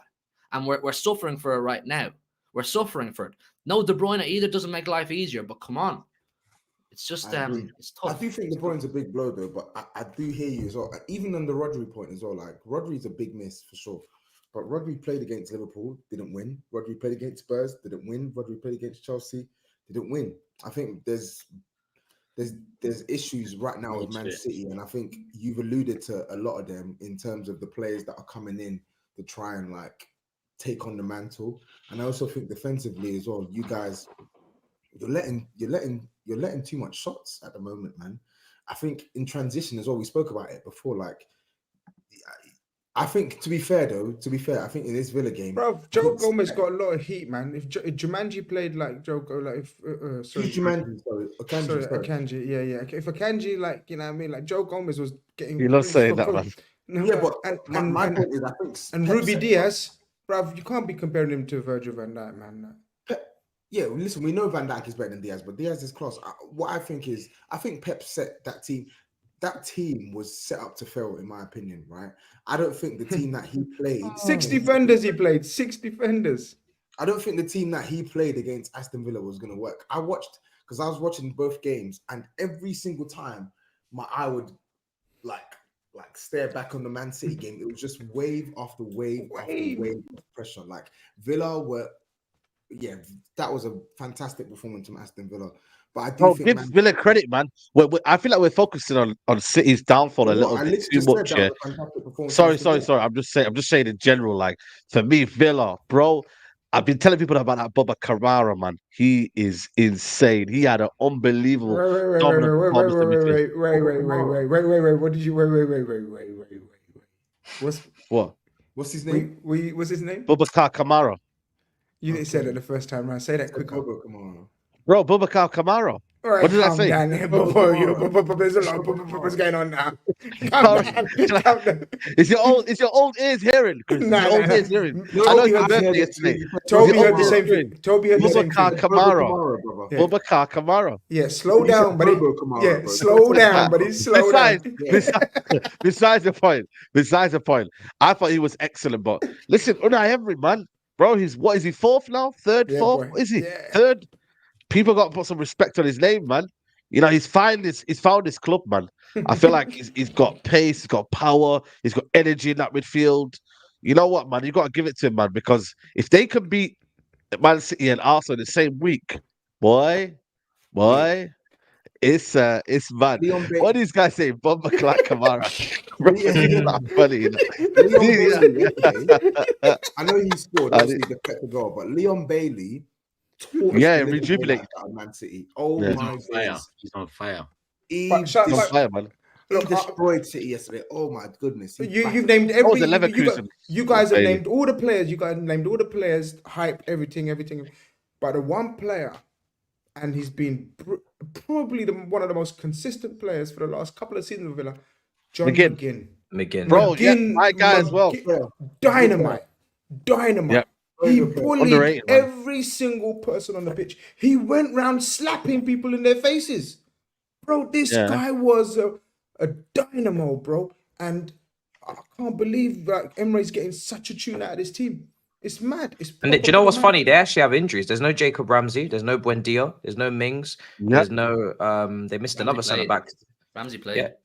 The Ramsey play. He's been missing for large parts. He was sub. Yeah, he's been missing for large parts of the season. Ramsey's probably just coming Saying back. that, missed a lot of what I was players. going to say, I'm not getting carried away with Man City's form and all this business. Same. If we deep it, Same. Spurs, Chelsea, Liverpool, and Aston Villa are the 4 teams that they've dropped points against, like in the 4. Calm down, people. I get I'm it. not 3 panicking. points. I'm not 3 points. panicking, Grizz. Three I'm not po- panicking. 3 points out of 12 is not great. It's But not. they don't great. look It's the not good. same, though. They don't look the same in Right, that I was midfield gonna say- dynamic. I was gonna say- There are issues there. There are issues Let there. me man. finish it, and then you go. But what I will Let's say, not gaslight, though. No, I'm not doing that. But what I'm saying is, if they drop points in the next 4, then we can talk. Because I don't expect them to drop points in the next 4 games. They've got They've got home easy running games now. They've got easy exactly. running-ish. If they drop Easy points in the next running-ish. 4 games, I think it's 4 games Okay. before you go to the World Cup. 2. Club Cup, 2 games. I beg your pardon. Okay, if Yeah, you yeah. drop points in your Luton and you Crystal won't- Palace. yeah, it's a walk. It's a walk in the park. The next 2. That's where they got life. Because if they had another couple of hard ones before they go away, for example, imagine they go to the World Club Cup 12 points behind. I know they've made comebacks before, but now there's 3 teams in it. It's not just you're not just chasing one team. Big Now dogs. there's The big dogs. the big dogs and the, you know what I mean, the man over there. What? Go on, finish. Say what you got to say. What? What are you gonna call them? What are you gonna call them? Big dogs or no, I'm not Chihuahua? calling them. Chihuahua? No, What you gonna call you- them? Who's you talking about? No, I'm He's not talking- calling he's them no talking to names. you, He's brother. calling this. No, I'm not. I'm saying the 2 Hey, teams that are chasing. You know what I was gonna do? I was gonna welcome you back to the big dogs this year, Grizz, because since I've been in the big dogs club, Right. He's got the banter now. Bro, I didn't even call your team a slander name. It's like this guy tried to bait me into it. I'm not calling your team a slander name yet. We talk next week. Is it? He Next just week? couldn't think of a name. He just couldn't think of a name for Arsenal. That's what it was, isn't it? That's what you're trying to say. You couldn't think of a name. Sleeping Giant. Sleeping Giant. Sleeping Giant. But listen, Yeah. But what I'm saying is, if Man City drop points before they go to the World Club Cup, then possibly questions. But the 4 games that they've dropped points, they can do that sporadically throughout the season anyway. They're 4 big games, 4 hard games. Yeah. Now that the two games on paper are ideally winnable, in Luton away and Palace at home, and then all of a sudden the Club World Cup, which for me, it's not something I'm like desperate to win. I'd like to win it, see City crown world champions, but now I think off the back of the last month, it's become substantially more important that we win that Club World Cup, purely for the morale. If we go out to Saudi Arabia and win that Club World Cup, having Who's in that hopefully World Cup club, by the way? Who's in it? Who's in it? Do you know? Who's in it? It's Al Hilal in it. Fabinho's team. Oh man, Al Hilal should have been in there, man. Al Ittihad, I don't know, man. I don't know, but I think if we come back after the World Cup, the Club World Cup after Christmas, world champions, there'll be a better feel factor. De Bruyne will be back. You know, everyone. De Bruyne's going out there. I think he's allowed to train at that point, but he's not going to play, so he'll hopefully be fit for kind of mid-January. So it's crucial that we win these next 2. They're must wins for me. Palace and Luton must wins. I'm all for talking about the great things we've done in the past. You know, Liverpool 10 points ahead, we went on to win the league. Arsenal so and so ahead, we went on to win the league, and this, that, the other. United 8 points, whatever. I'm not willing to rely on that. We need to stay within arm's length so that if we want to get into that hunting gear, we have the room to do so. We don't want to leave ourselves too big of a mountain to climb. I still back us to win the Premier League. There ain't no panic in here because Pep Guardiola is the best manager in the world for a reason. If there's any manager in world football that can fix this problem, it's Pep Guardiola. I mean, SAEED, we get told this time every season, they don't look the same. They don't look the same. Something's gone wrong. You said the exact same line to me This time last year. But you know what it is though? You know, can I just say something? The reason why we said it last year, or people say last year, I get it, but this year you haven't got them guys there that we knew like that. And last year, Saeed, it was they can't Mahrez. find Haaland. They're not making chances, and we went on to win the treble. Every season at this time of the year, there's always, but they're not doing this, and they don't look like that, and they're not City of last season. And Pep somehow always finds a way to get this working. I think, right? Do you say, are they motivated? Yeah, because obviously it's hard, like to win 4 in a row. Like if treble, you win the treble, but there's a natural going to be a drop off. Do you feel like they're motivated this season as last season? Like, do you feel that when you watch them? Listen, I like to think that they are, but it's hard for the players when you think about it. You know what I mean? They've been non-stop now for 5-6 years, challenging for titles, winning trebles, pushing for that Champions League that they eventually got a hold of. Then they get to this season. You've lost a number of key players. You brought in new lads. There's injuries. There's a lot of contributing factors as to why we're not performing very well. But they all know what's at stake this season. An unprecedented 4th Premier League in a row. And I know Pep will drum that home to them. I mean, Pep had the balls to come out and say, we'll win the Premier League the other day. Now, if he says that, I'm going to back it because he knows what he's doing. So I'm not panicking. I'm not at panic stations yet. But am I disappointed with what I've seen the last month? Absolutely. Absolutely. Because if there's one thing I'm not used to seeing for a long time now, it's switching off. You know, Tottenham and Liverpool switching off for 20, 25 minutes cost the game. For Villa, never switched on. Never looked. There was no switching off period. It was all an off period the whole game. Ederson stopped it being 5 or 6-0. If Ederson wasn't on that pitch, we lose that game 5 or 6-0. So shout out Ederson. To a man, everybody else was poor. But in the league context, we'll see. That's all karma. That's all karma. No, that's fair. We will be there. Like I said, man, Arsenal's year, man. Find a way, Arsenal fans. Come on. We must. Hey, you hear that? You hear that? We must. Yeah. Hey, you hear that, lads? You know? Yeah. Didn't expect that one. Yeah. Okay. We must. Click that, Skull. You better fucking click that. That's a little clip there. A little one there. What are you going to go do? Threaten him again? You'll end up getting clipped for threatening him, bro. Just relax. He clips everything. Hey. Let me even message him now. Click that. Right in your notes, man. And you're going to write pussy on the end. I knew he was going to write pussy on the end. Click that pussy, you pussy. Let me get some super chats on City and then we'll keep it moving. Ice Surfer says Pep saw that winning the treble was not enough to get Julia Roberts, so he decided to turn McDonald's employees into midfielders to update his CV. That one's not on the subject. Mr. BP says, gotta back my guy SAEED here. I'm sure he said, quote, that brother Kamara. Exactly. I told him about GRIZZ. I think you need to test it. He did not say that. You said Bobo Kamara. Yeah, he said no. He said something crazier. Bro, we're gonna rewind. Someone's disagreeing with people that have put their hard money in and they've actually listened to the show and rewinded it as well. Okay, you stop doing that, people. Okay, people in the chat, someone go and find that clip and send it to me. Watch, we're gonna play it. Yeah. Okay, say no more.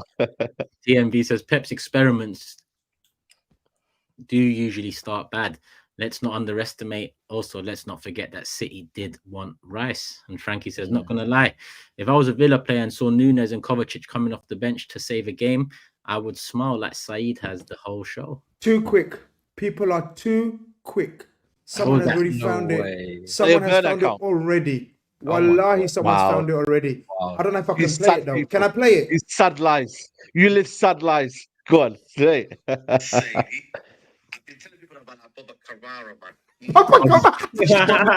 Yes. No. Listen again. Listen again. What are What the fuck is that? Baba Kawama. Listen, man. He tried to get out of it. I don't miss a beat. Expected new. You're expected new. For your age. Expected new words for you every single show. Every single show. Bro, I butchered it, man. Have I got any more? I don't think I've got any more on City unless there was some above, but I have quickly checked and I don't see any. So let's keep it moving into predictions. Actually, let me just check these ones here. Yep, let's keep it moving into predictions. Actually, Ali just sent one in now. Pep rattled since Everton's minus 10 points. It's the look of a man who's clocked all his time and hard sweat, blood and tears to get those trophies are at the very minimum tainted. And worst case scenario, all for nothing. I wish they weren't getting Luton next, man. I wish City weren't getting Luton next, man. You drew to Luton. Have some respect for Luton, bro. Oh, come on, man. That's their 2 games hard, innit? They played Arsenal, played Liverpool. They can't go 3, you know what I mean, in a row, man. Luton. Big up Luton. Luton are shaking. They done magnificent against... That's your local, no? You're not going to respect your locals. That's what I'm going to say, innit? They done magnificently against the top 2 dogs. But, you know what I mean? 3 times in a row, we're expecting too much. Yeah, when it comes... Watch the predictions, innit? Let's do the Man... Luton, Man City, TOBS. I'm going to go for 2-0 Man City. 2-0, yeah? Yeah. 2-0. I'm going to go for a 2-1 Man City. SAEED. I think City will come out angry. 3-0 Man City. Matisse. I had 3-0 as well, to be honest. 3-0. Hugh. 3-0 Man City. Oh, this is ridiculous. GRIZZ. I had 3-0 as well, man, but I'm going to be different, so 4. 4. So, all predictions in. All Man City wins predicted. GRIZZ has gone 4-0. Hugh, SAEED, and Matisse have gone 3-0. TOBS has gone 2-0. I've gone 2-1. Let's keep it moving. Let me just double check. Yep, all the City super chats read. How many we got? Still 8.9k in the building. How many likes are we on? 2.5k. Big up everyone that's hit the like button as well, people. Let me check how many subscribers we're on as well whilst we're at it. 48,270. Come on, man. Get subscribing, man. Come on. Just under 1.8k away from 50k people. Hopefully we can start the new year with 50k. We'll see. We'll see. But what's that? 23 days to go, and it's the new year. Let's make it happen, people. Hit the like button. Make sure you subscribe. Put the notification bell on, and let's move. I mean, we're talking about top of the table. Me and GRIZZ had a little moment there, but GRIZZ, I mean, how are you really feeling about this City drop off? Because exactly how I feel. Exactly, I meant what I said because of the fact that the. Do you still? Why I ask is you was very definitive from the start of the season that you're going to be the ones to come closest to City. Do you still think that is the right way to put it? That you're the ones that are going to come closer to City, or is it more becoming you are the ones that are going to win it if it's not City? How are you thinking about it now in that sense? Yeah, I'm thinking if City don't win it, we win it. If City don't win it, we win it. For me, still City are the team to finish ahead of.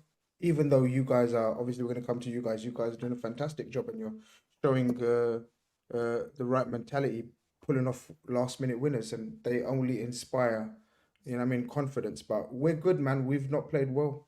We've not played well again. But our defense is I need to shout out Virgil van Dijk.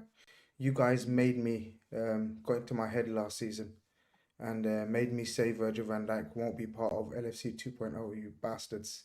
That might be our greatest ever accomplishment as a group, honestly. Sorry. I don't know why you. No, you made me say it. Do you know what? We almost got you to say Salah as well. I was really pushing. I know. You did. You nearly got me to say Salah. But listen, hey, the big dog, the original big dog is a humbler. He was absolutely imperious, back to his absolute best. Because Gomez didn't have his greatest game. Konate, statistically, all his SOFA score and scorecard told us that was the most duels won in any Premier League game. Like he won 15 ground duels, which is the most he's ever any centre back's ever won. So statistically, he had a monster of a game, but I don't think he was on the ball great. But Virgil van Dijk, it was like a thou shalt not pass old school game because our attack didn't function at all. Like Gakpo instead of Nunes, which was a bit of a surprise. We livened up when Nunes came, of course. You know what I mean? My guy Nunes, I don't even want to tell you lot his goals and assists now because you're just going to start shouting at me at the same time. I don't want that. Stay in your kennels. All of you, stay in your kennels. But yeah, man, we're good. We're good. We're nice. We're picking up points as we go along. We're not firing on all cylinders, and that's always a good sign. Another clean sheet, joint best defense in the league. And our attack will always come good. Jota's a miss, though. Jota's a miss. You know what I think of Jota, man. He's not pretty, he's not glamorous, but he's just he's that gunman you need always by your side. You know what I mean? In case of an emergency, yeah, man, turn to your gunman, say, yeah, deal with the matter. Yeah, so, you know what I mean? He's that guy. But we're good. And now Palace away, on paper, it always looks tough. We've got a good record there, though. You know what I mean? Everyone talks about Palace away and, you know what I mean, on a 12:30 kickoff, early kickoff and all of that. I don't know, man. It could get sticky, but if we can get that out of the way, then we've got two massive games, Man United and Arsenal. They speak for themselves, right? If we get 9 points out of the next 3, yeah. That's all I'm saying. Life's changed. You built that up. I'm just saying, yeah. No. He needs to backtrack. Yeah. You can't say, what's your next 3 games? Palace away. Yeah. And then Arsenal, Man United. Yeah, but you're saying, like, if you get 9 points, you ain't getting 9 points from that. Yes, that's that. You ain't getting 9 points from that. What are they getting? What are they getting then? What do you reckon they're getting? Not 9. I mean, if he said something like, if we get 7 points out of that, then, you know, he said 9, so that means if you get 7, that you're gonna. So what are you saying? No, but what I want to make clear is, you think you're the ones we're going to stumble against, or do you think we're going to stumble against one of the other 2 as well? We're there. We will talk when the week comes. We will talk. Okay. I like this. This is better. Until then, as SAEED says, shush. If we get 9 points out of the next 3, yeah, things are looking real tasty at the top. Because Arsenal play Villa in between. Yeah, that's a tasty game you got. And then you got who you got before Arsenal, Liverpool. You got TURKISH. You got Villa, Liverpool, and who's your other team? You got another team. We got Villa, Brighton, Liverpool. Villa, Brighton, Liverpool. So nice games. Yeah, I mean, Man City have got. If we get 9 points out of the next 3, we win the league. Don't slip up, man. Don't slip up. The Sharks. Everybody's everybody's like, you know, anymore. It's not half-hearted. You might hearing this, by the way. You might hearing this. If we get a bit too much there, you can't be. That's a bit strong still. Why are you trying to reel him back in? Who are you? Just let him do what he's doing. All right, cool. Smoke with you. What are we doing here?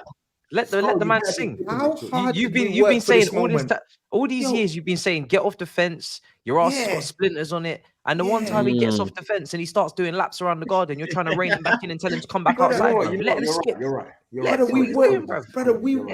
sweated buckets for this moment. You're right. There's you saying, and some of the chat saying I'm moving mad. Listen to me right now. If we beat Villa away, after they come City, if we beat Liverpool away and we beat Brighton at home, it's on. Hold on. Arsenal's title to lose. Everybody is calm and reasonable when they're shit. Yeah, I remember getting so much stick from this panel when we won the Champions League. Oh, Matisse, you get too excited. League or Champions League, you're not gonna be able to talk to this guy. He's gonna tell you he's gonna win the World Cup in America when we go out there, bro. Look at this guy. He can't control himself. He's lost it, bro. Listen, man. For you lot, it's gonna be unbearable. But listen, it's calm, man. You know. Yeah, I know you're happy for. Yeah, I know you're fine with that. You need to remember, lads. They won the league last December too, man. You had Cecil wearing T-shirts on Christmas Day celebrating the league championship. Like, long way to go, man. Long way to go. Make sure you keep up. Then don't worry about me, man. 247 days. We can wait. There's a long way to go. Make sure you keep up. Last year you kept up. Last year you kept. Make sure you keep up this year, bro. You were 8. You were 8 ahead in February. What are you now? 6. Well, games in hand and all that. Don't forget about that. The Sharks get hungry. You know about it. Last season, listen. You see the icy pollen. The Shark wants a bit of rice, a bit of carbohydrates. He'll let you know. Man said the icy pollen. See right now. Make sure you keep up. Listen. I don't. You know me, innit? Humbler. I don't want to get the limelight. These two have the limelight. No, you're in there. Which Trust dear? me. You're in there, man. You're there, bro. No, You don't know no humble thing, no, man. you will We're be just there, bro. You are LFC, Liverpool. You LFC are 2.0. the big dog. We are The not big the finished dog. article. We are still growing. No, As Klopp said, No. as You've, Klopp you know, said, no, but you've got the Hungarian Steven Gerrard. You've got Yeah. the King Salah. You've got Nunes, the Chaos Man. You've got McAllister in there. You've got Endo, who I told you to give more minutes to, and you didn't listen to me. Endo now is performing. Virgil van Dijk's back to the best Premier League centre back in the best league. keeper in the He's got best keeper in the world, Allison. Best keeper in the world. Yeah, Yeah, best right. Best right. No, Saeed. Best right back in the world. They didn't win the league. Best right back in the world. Yeah. Best right back in the you world. go. See, So, this Grizz, we don't want to hear no this is humble. when you. We this want to is- see you energy. This is what happens when. Energy. This is what happens when you turn a blind eye. Energy. See how they come out their kennels? I told them all stay in their kennels. It's not about that.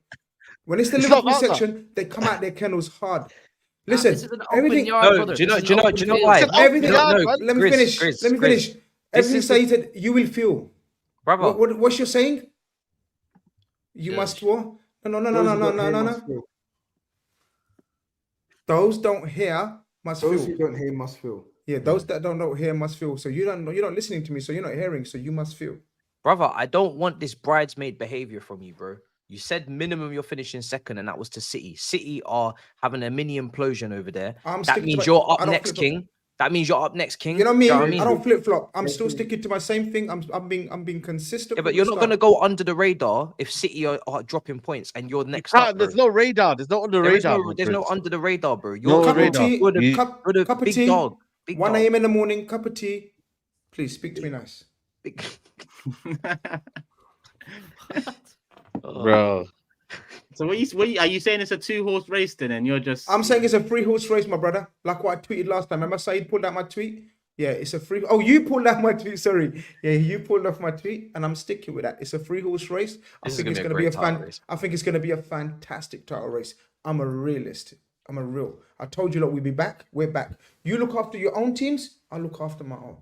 We're on the right path. We're on the right path. We're not. Drops off by April. No problem. He No did problem. speak with conviction in the summer. We're not back. We're not back. We're not clear. We're not champions elect, but we're on the right way. And I said we're going to be strong this season. We're going to be hard to beat. And the next season, I'm going to make us favourites.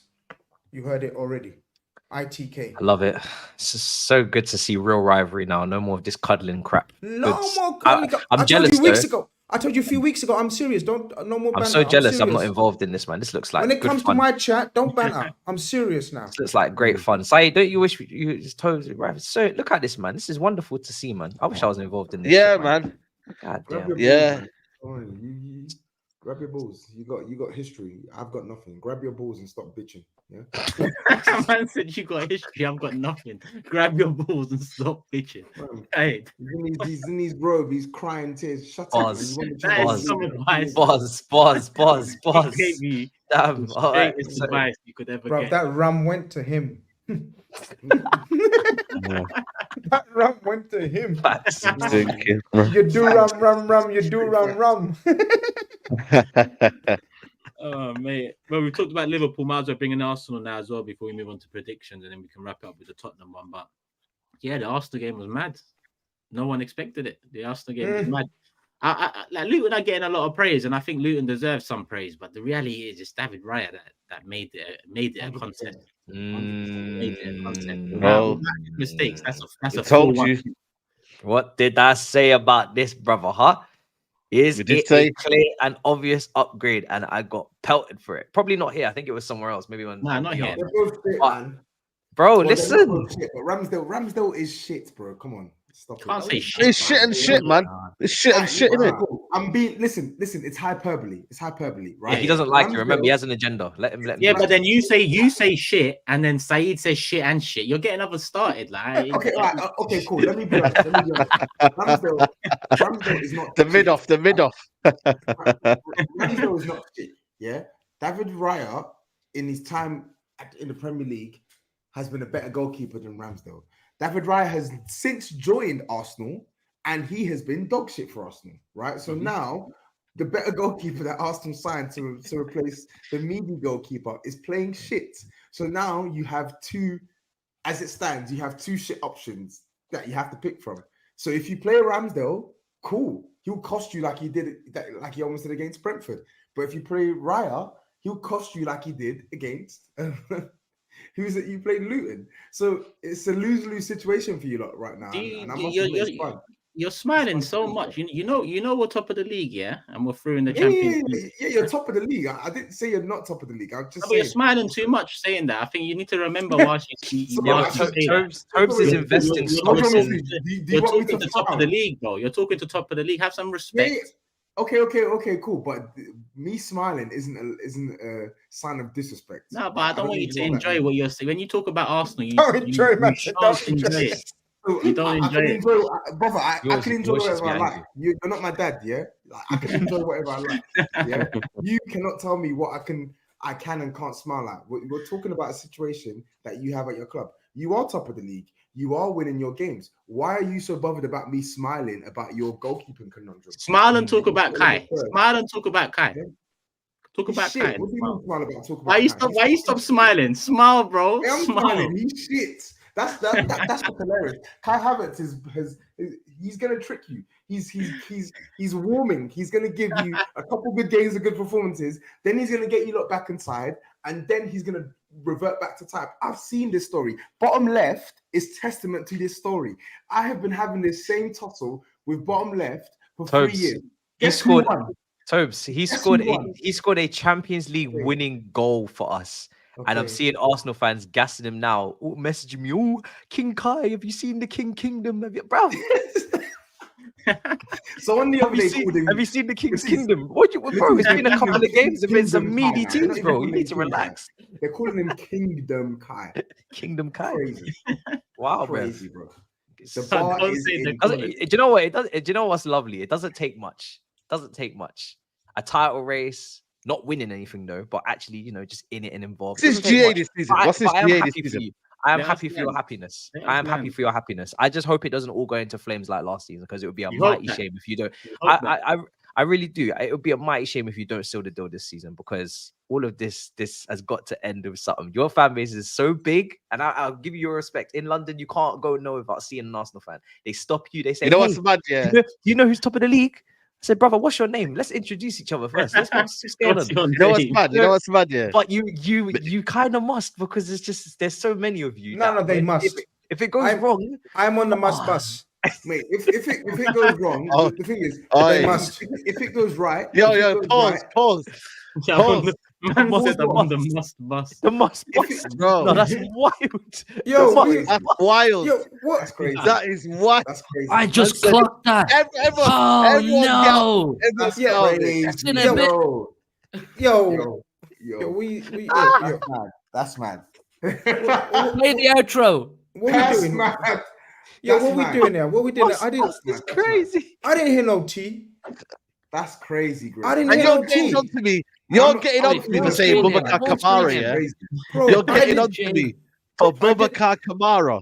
You're getting on to me for that, and you're saying that on a PG show. You're moving wild, man. I didn't hear no T. No. Bro, just because you take the T away from the bus doesn't change anything, bro. I'm on the must bus, man. I'm on the bus, man. Like, no, man, just don't say it again, bro. Don't say it again. Yo, London buses, red bus. No buses. No buses. Uncle, please. Shit, I'm dead. Come on, man. Stop, please, Chris, man. I can't do it, man. Stop, man. I don't know. You don't make it worse, man. Everyone's playing calm. The last show, it was the Trent thing. Now it's the must bust, bro. What's next week? I didn't hear no T. Uncle, please. Uncle. Bang bus for GRIZZ. Nah, stop, man. Just people stop. Let's go back. Where was we? How did we go from Kai Havertz, to this? I don't even understand. But Arsenal must. I said this at the start of the season. So what? Anyone have anything good to say about top of the league, or are we just gonna try? No. You showed mentality, man. You showed it, man. Mentality. There was a tweet going, and I think Julien Laurent said it and talked about the last minute winners that you've got this week, this season already. There's like 5-6 games or something. That's a crazy amount of points already. Brentford, Brentford, yeah. There was 5-6 Oh, games. United, yeah, right. Yeah. So fair enough, man. Are you still 50-50, Tobes, or On what? on some of your recent comments? Ooh. Whatever, man. We'll talk at the end of the season, yeah? Cool. Oh, it's the end of the season. Yeah. He's kicking the can down the road. I've done that tactic before. It doesn't. Can we say though that Declan Rice so far is a player of the season though? So far, Declan Rice player of the season so far. Bro, I wish we signed him so bad, man. Yeah, I really we can agree on that. I think so. Yeah, I think so. No, Toby, come on, man. Declan Rice is a player of the season so far. Well, who do you think's up? Who do you think's up there? I think Mo Salah's up there, right? Salah's up there. Fair, that's fair. I think before his injury, and I know you'll say, I think James Maddison was there as well. But he's not now, isn't it? Calm down. Yeah, but he's injured now. So what do you mean calm down? Before he got injured, everyone was saying that this guy was front. Yeah, I would have said the same thing, but we moved on. He's been injured a few games. Yeah, but what I'm saying is, I don't think Declan Rice is the front runner. I'm saying he's a contender. I don't think he's the front runner. That's what I think he's a front runner. I think Rice has to be a Villa player somewhere in there. Villa are absolutely smashing it. One of them, John McGinn or someone, Watkins. I don't know. I think Rice. I think Rice. Right, I think you know what it is with Salah. Salah's been getting the goals here, but I haven't looked at Salah and be like, wow. Let me land, bro. Let me land. No, can I land? No, you don't. No, man. Keep flying around. I'm not looking at Salah. I'm not looking at Salah. Wow. No. You can't. With You Declan can't Rice. Yeah, you don't know building, innit? He's been playing ball. Declan Rice is a contender. I mean, Declan Rice should be the front runner for player of the season, but then in the same breath, say that when you're watching Liverpool, you're not seeing what Mo Salah's doing. Allow it, bro. It's not about not seeing what I know what Salah's all about. He's efficient. Disingenuous there. That's nasty. That's like disingenuous. What Rice is doing for Arsenal, but you can't recognize what Mo Salah's doing. See, look at the venom that's coming out of his mouth. Relax, man. No venom. Let me just give Rice his credit. Listen, when you look at Rice, I said he's a front runner, but he's not the front runner. You gonna let me finish, or are you just gonna carry on again? You're waffling, bro. You're waffling. Let's move on. Look at the time, man. Allow it, innit? Grow up. What do you mean? Grow up. No, it hurts them. You lot just relax. Everyone's got a different opinion to you. Know? This is my opinion. Grizz, when you have your opinion, you say your opinion, yeah? But I feel like for me, the impact that Declan Rice has given Arsenal has been astronomical. It has been absolutely crazy. No one we know what Salah's about. He's efficient. That gives Salah more kind of credit than magnitude know what he is. But Declan Rice has been massive. Nobody's denied that. You said that when you're watching Liverpool, you're basically trying to downplay what. That's what I argued with. Yeah, I agree with Rice. I agree with Rice. You said when I'm watching Liverpool, I don't see Liverpool. I'm not seeing what Salah does. Yeah. What does that even mean? No. I'm not looking at Salah in a different light. I know what he is. He's been efficient. That's what he scores goals. But what I'm looking at, he's a playmaker this season. He's been efficient. Oh my god! You know what? This is like when he said he'd rather lose than draw. It's up there with that. No. It's distracting you from the main point anyway. The main point is Declan Rice, I believe, has been head and shoulders. That's all you have to say. That's all you have to say. No, but it's not about that. Because at the end of the day, I'll give Salah credit. It's about that. We're talking about Rice. No problem. You had to try to... This season has been absolutely outstanding. I think it's easy to wrap this up. SAEED hates Liverpool and Toby hates Arsenal. There you are. Let's move on. Yeah. There we go. You made it that way, but I was coming from an honest fan. But Grizz had to, you know what Grizz does? He mutters in because he is Liverpool. Salah, relax, Grizz, relax. Grizz didn't mind, I might have been because you're being disingenuous. Cool. Let's get the super chats. Was Basuma over Rice? Was Basuma over Rice not a little bit of a madman? A mad move? It was. Well, I'm a madman. So what now? Man said I'm a madman. What now? Cool, say no more. Let me get some super chats in, and then we keep it Oh, moving. it is. It's nearly past 1 a.m. here. AJ says, I apologize to Ramsdale. Raya isn't better. They both have mistakes in them, very unnecessary mistakes. Kai is doing his bit, and long may it continue. Cool. Panny says, revisiting the 88, 89, and 90, 91 seasons when Liverpool and Arsenal last challenged each other. If YouTube was around then, this show would be called The Big Three. It would have. It would have. As an Arsenal fan, big fan of Nunes, says F. Hopefully, it's obvious now that he's clear of Action Jackson, and that's despite him missing sitters. Why was that even a comparison again? They're literally polar opposites. But anyway. Where are we? Where are we? Mohammed says, I know we have our issues in certain positions, but how is no one else saying Liverpool can challenge? We've played tough away games to the top 6 too. Arsenal, not so much yet. Interesting times ahead. Speak soon. 100%, Mo. 100%. Perry says, Havertz, 3 goals in 15 from midfield. Richarlison, 2 goals in 38 from striker. TOBS, hold that. I am. I've held it. He's fucking shit. He's had enough. When it comes to right backs, all these guys have fallen off. Trent's been playing multiple roles on the pitch. Man is Odegaard, KDB plus interception, pressing, last-ditch challenges. If he was in the 8, Ballon d'Or. And Perry also adds, happy birthday, Grizz. What a performance from Van Dijk and a great goal from the Hungarian Steven Gerrard. Shabozlai. Big up, Perry. Thank you very much, brother. Come on. Turkish, massive gunner from South Africa. Watching Arsenal has been a lifelong dream. Please assist me with getting tickets for Arsenal West Ham. Got scammed twice. Shannon, I'll be honest with you. I've pulled away. Arsenal West Ham when? Is it Boxing Day? Yeah. Message me, brother. There you go. There you go. There's the real Arsenal fan there. Go message me. Message me, brother. I'm the plug. Message me. Yeah, Don Gaga. Wow, man. Message Don Gaga. There you go. Yeah. There you go, Shannon. GRIZZ, was it GRIZZ Khan official Instagram? Yeah. Anyway, message me anyway. Well. Message me in the street. Fair prices as well. Fair prices as well. Yeah, sure. He said, sure. That meme with that kids. This is business. This is business. Morton said, nice to see Tottenham enjoy back this season. A new coach is a process. It's fun to watch Tottenham play. I'm sure he'll get trophies if he gets support from the owners. I should have saved that one, but I already got it in, so it is what it is. Is that the last one on Arsenal? Let me scroll up quickly. I believe it is, unless here we are. J Mon says, I don't know what I was more surprised to hear. Turkish apologizing for yelling at Kai, or Ty apologizing to Declan Rice. Yeah, I know that people going mad on that clip of me flipping at Kai, but he was about to celebrate. I thought, listen, I had flashbacks of Lacazette, Palace, Giroud, Bournemouth, and celebrating draws. I was not on it, but when I rewatched it, he actually got the ball and changed his mind about celebrating and brought it back. So yeah, hands up, keep scoring. And as long as we're leading, celebrate all you want. That's it. Predictions: Liverpool away at Palace. TOBS. I'm gonna go 1-0 Liverpool. 1-0 Liverpool. In fact, no. Can I go 2-1 Liverpool? 2-0 Liverpool.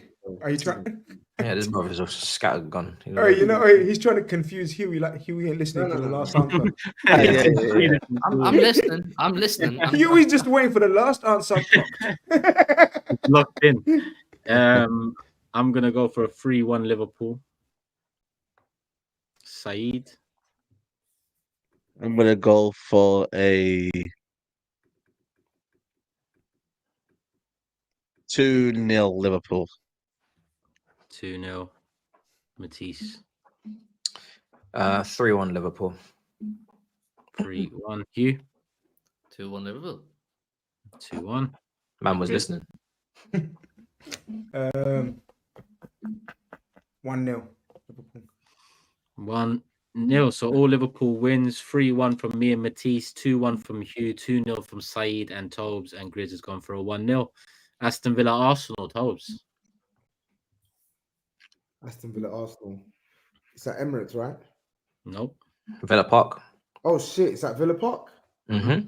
Yeah. Arsenal were the last team to win at Villa Park, you know. Yeah, Jorginho, innit? Yeah. I don't know.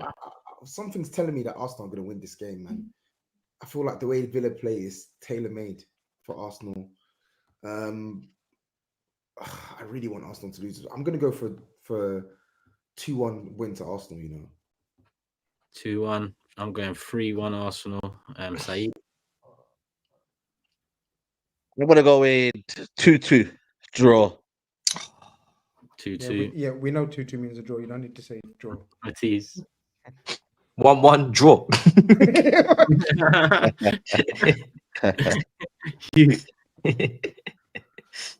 See, normally I look to Toby in these situations, but I don't know if I'm feeling a 2-1. 2-1 Arsenal. No, you're a criminal. You're a disgrace. You're a disgrace. I don't get these tactics. I don't get it. No, because Toby's at the top and Hugh's not in the. Are you in a title race, Hugh? Not really. It's only because I look up to him and I admire Tobes. He's my guy. You look up to him because he's on top. That's why he's ahead of you. I'm going 2-1 Arsenal. Okay, so all predictions are in. Hugh, Tobes, and Grizz have gone 2-1 Arsenal. I've gone 3-1. Saeed's gone 2-2, and Matisse has gone 1-1.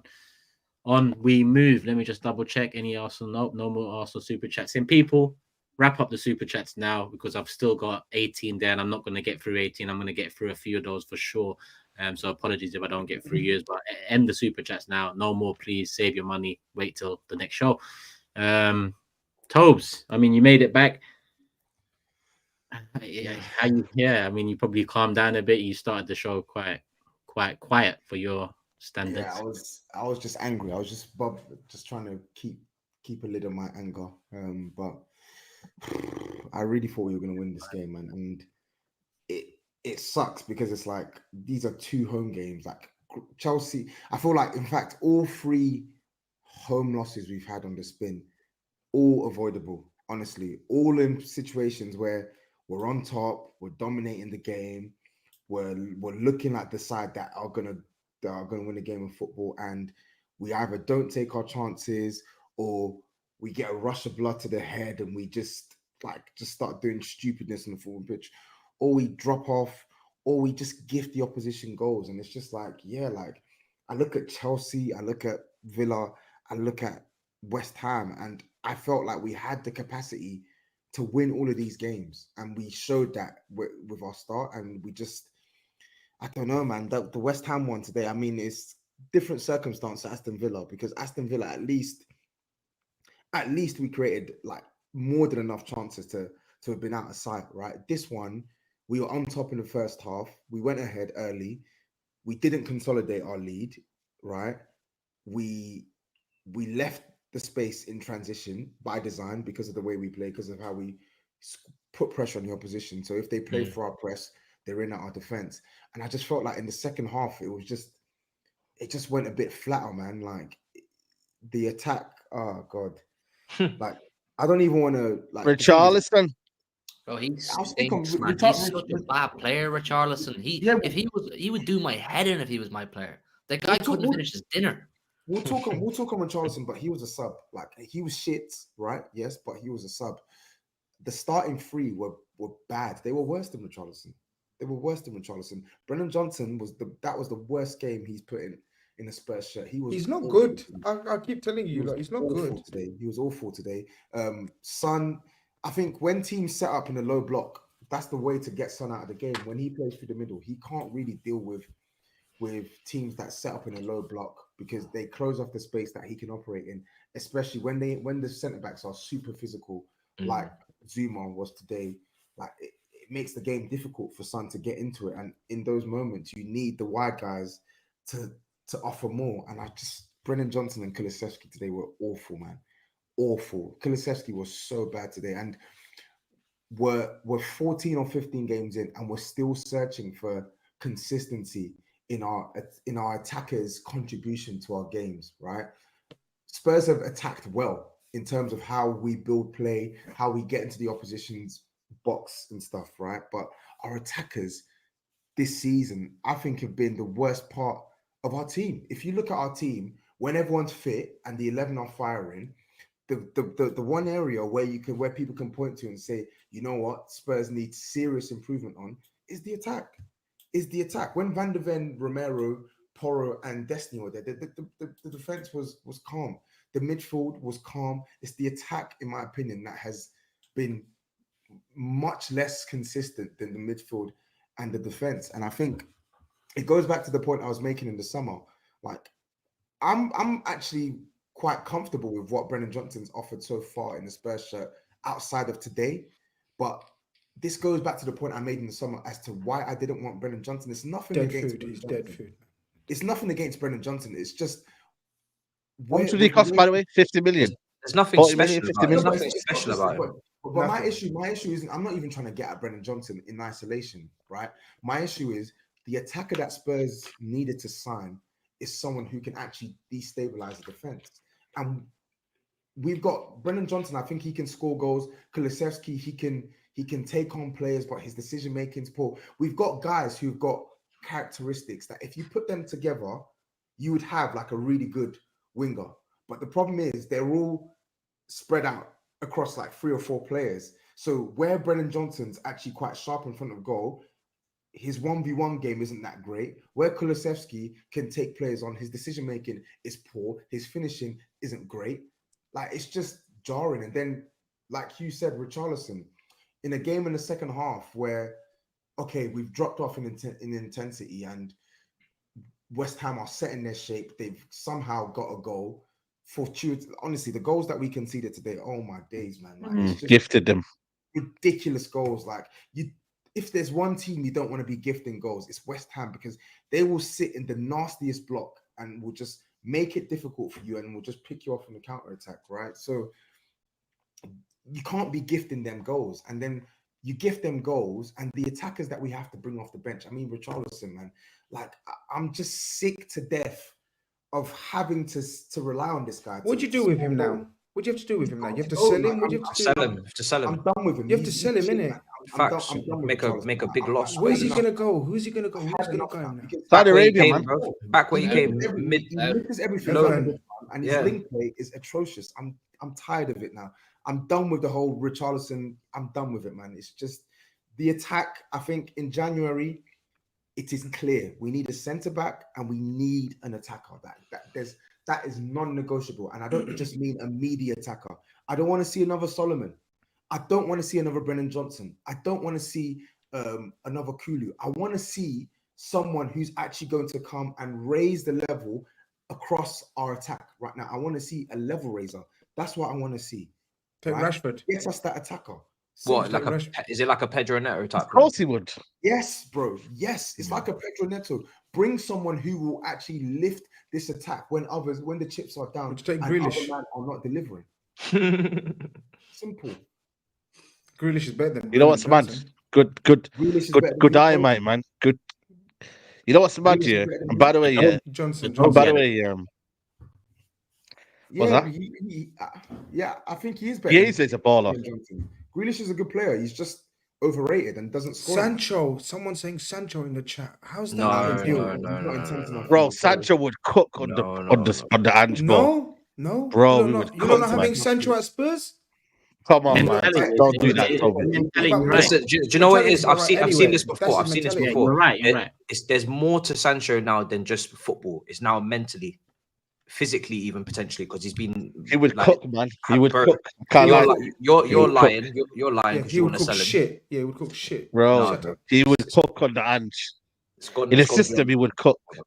But now, listen. Let me just say, yeah. In terms of good eye, mate. Good eye. You know what I mean? Good eye. Big Ange. And by the way, Alex has messaged me. He's saying, "Hold that, you big sausage, Tobs." He's saying that you're airing him in the comments. Alex, man, from Alex Cop TV, man. He's saying to you, "You big sausage." Yeah, he's saying you're airing him. He's been. But anyway, Alex has been fishing. Don't worry, Alex. AGT, yeah, he's AGT. You will crumble. You will get your comeuppance, right? You will get your comeuppance. You know, besides the point. To hold that, when I tell you to hold that, I don't want to see you crying. I don't want to see. Oh no, that's mean. You can't say hold that. Then nah, you're gonna hold that. Don't go anywhere. Yeah. Can I say something, by the way? Saeed, before you bring her to the manager, because I just got to I just want to note something down. Yeah, Vicario's at fault for the West Ham winner. Yeah. How is he at fault? Oh, bro, how's he not at fault? How is he at fault? How's he not at fault? It's a pull back pass from Destiny. How is he at fault? Collect the ball. Why? I think it was more Destiny. I think it was more Destiny. The pass is slow. Bro, what do you mean collect? Why are you He's pushing tried it to out? collect the ball. He's tried Bro, to collect the ball, bro. What are you talking about? He pushed it out, bro. He didn't try and collect me. He tried to push it out. Like, come on. I just want to note it down. You know what? Do you know what? I think it's more Destiny. I think it's more Destiny fault for me. No, of course it's more. You're not over what I was speaking about your goalkeepers. That's why you're trying to go on mine. I just want to write notes. That's it, bro. That's it. Why? That's what I'm trying to work out. Why did he do something like that? Why did he just kick the ball and the man and everything? Just kick everyone in sight. That's what goalkeepers do. They kick everyone in sight. No. Yeah. For me, it's like, what did he do? Yeah. I'm going to watch the highlights again. Sorry. That's because 70%. Tobes, he went out with his hand, Tobes. From where I was it's not a red card. Is it a red card? Has it changed? Yeah, if he picks it. I think so. It never used to be a red card. Well, back pass, you can't do that. Yeah, it never used to be. You can't do that. Yeah, you can't do that. No, I don't think it's. Oh no, it's not a red card. It's an indirect free kick. Yeah, you get. I don't remember it being a red card, and you've already come out with your hands, so you touch with your hands. Kick the ball out and take the man, everything. The referee, everyone, linesman, kick everything. I think he was a coward. Man, I'm not having that. I don't like if there's one. I think it's Destiny, man. I think we're being harsh on Vicario. No, Destiny definitely played a part, 100%. Well, he was the bigger problem there. But I think Destiny it's annoying because Destiny was actually playing well. It's just a very, very sloppy pass from Destiny, and they've pounced on that. And if the goals they've scored today, I mean, the first goal just a nonsense ricochet, and then the second goal was just stupid play.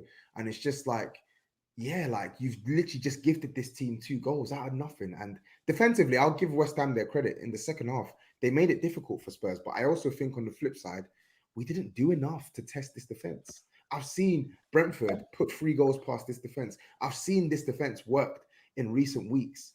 Why can't you work it with that team out there? Like, it's just poor, man. It's poor. And listen, can I ask you a question, though, Toby? Yeah, we were talking about before, like, I know you're not worried about your manager and you think you're on the right track, but we had this question about, now this is 5, no wins in 5. I think that's the biggest. Is it in history? I think since up to began or whatever that no team has not gone without 5 wins, etc. But let me ask you a question, Toby. Like, when does it become a bit worrying for you that you're seeing yourself in this position and you're not winning games and you're not doing? Does it become worrying? Because I know it's okay, we're behind Ange, and I get it. Like, you can be behind the manager, but then if you're not winning games, because you got Newcastle next. What game have you got after that? Who else have you got after that? Newcastle? Because some tough fixtures coming up, isn't it? Forest away. Forest, to be fair, they're in a bit of a trouble. But if you don't start winning these games, like, it could be a different dynamic towards Ange, What do you reckon? Yeah. Listen, like, you want to be winning games, right? You want to be winning games, but it's very hard. Like, I understand it. Spurs have lost 4 and 5, so of course criticism is going to be put at the manager's door, right? And he has to accept that criticism. But it's very hard for me to find fault in a manager who's actually doing the things that I want Spurs to do. He's playing plays in positions that I want them to be playing in, and he's playing a style that should really be paying dividends.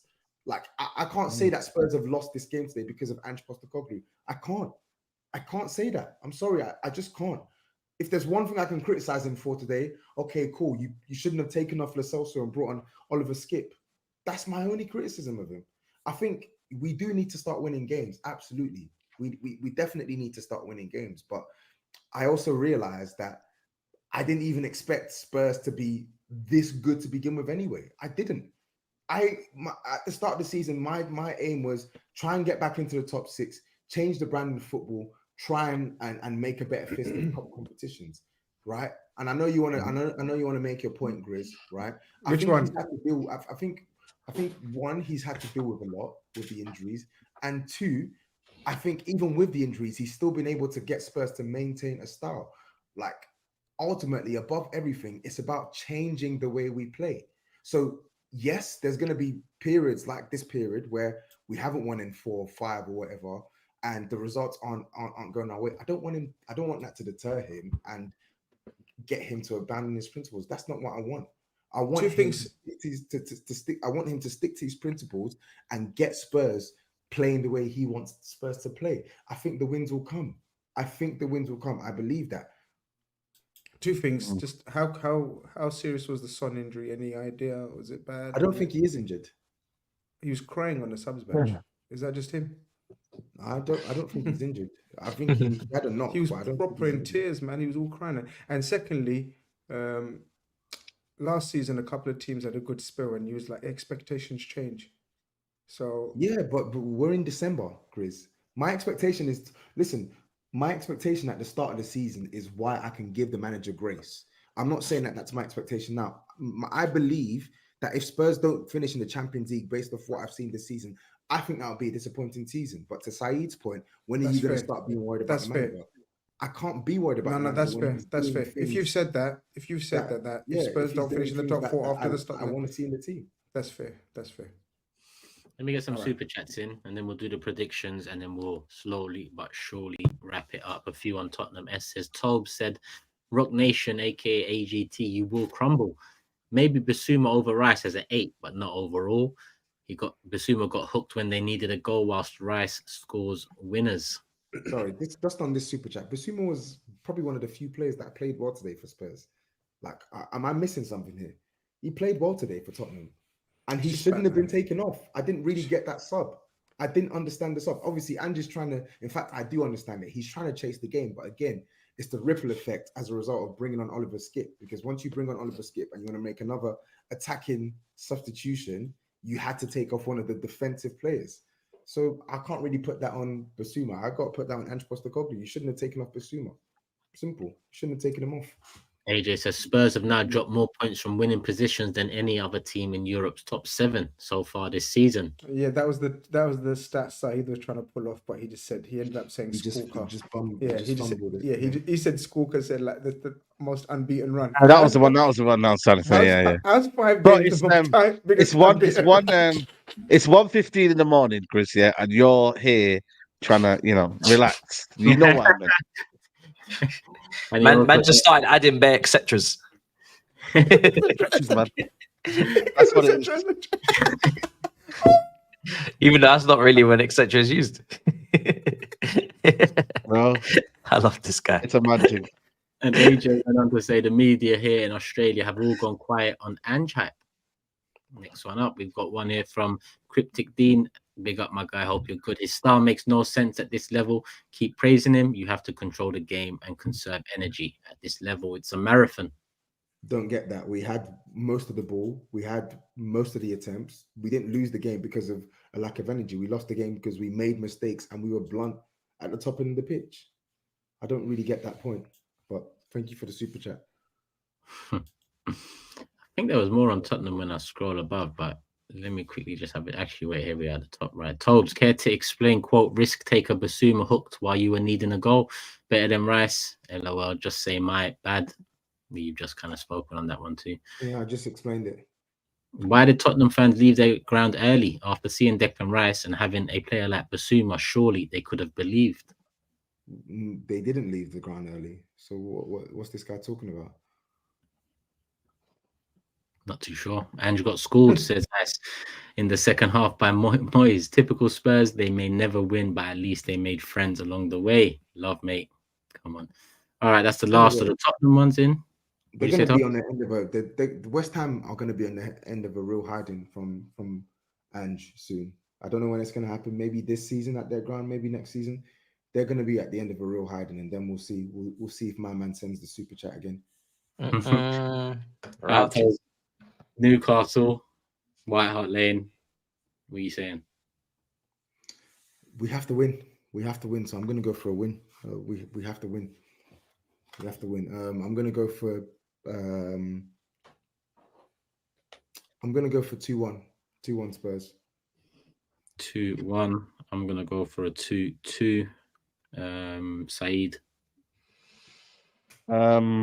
Newcastle were bad today, man. They're looking like Troy. 2-1 Spurs. 2-1 Matisse.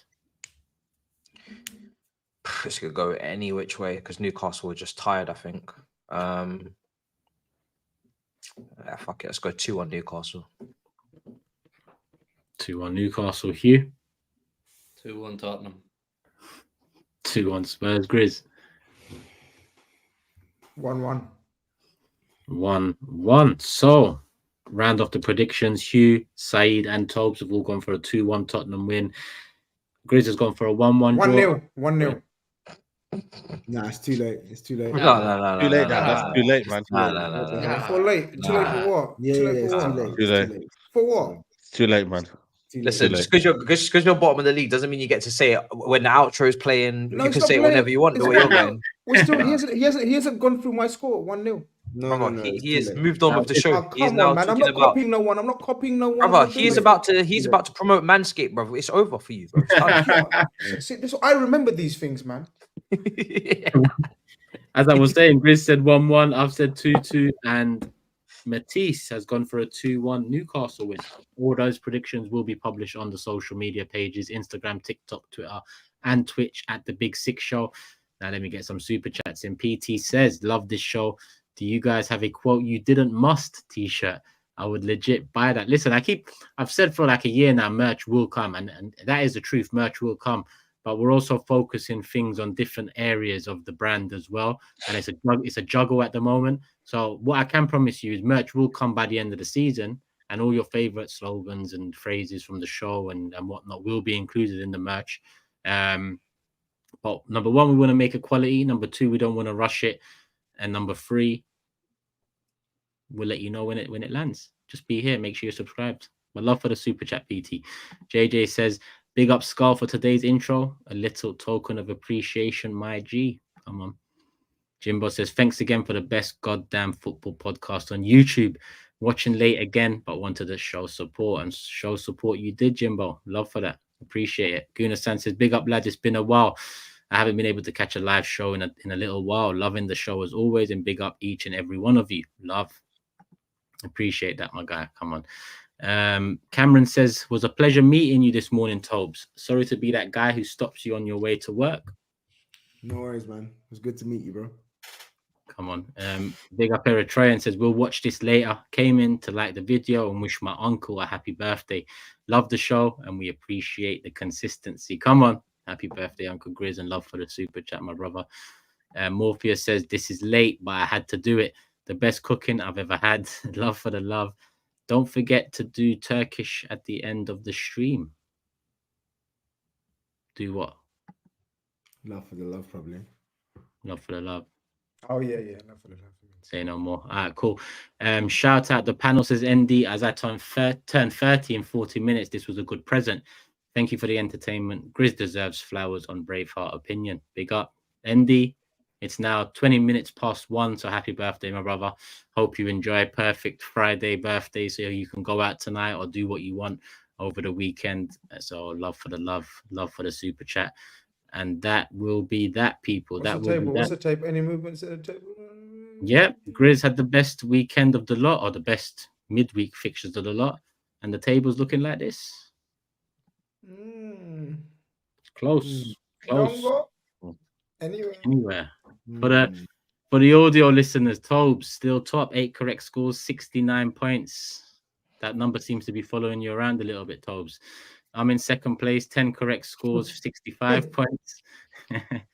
SAEED in third, 7 correct scores, 63 points. Matisse, 7 correct scores, 60 points. Hugh's got 4 correct scores, 53 points. Grizz added another correct score. He's on 2 now, and he's got 52 points. So he's just 1 point behind Hugh now. Tobes has let me down here, man. I can't lie. He did. He did. Come back his own. Come back his own. That. The comeback is. I have to think of your old scores now, Huey. I can't lie. I have to think of your old scores, mate, now.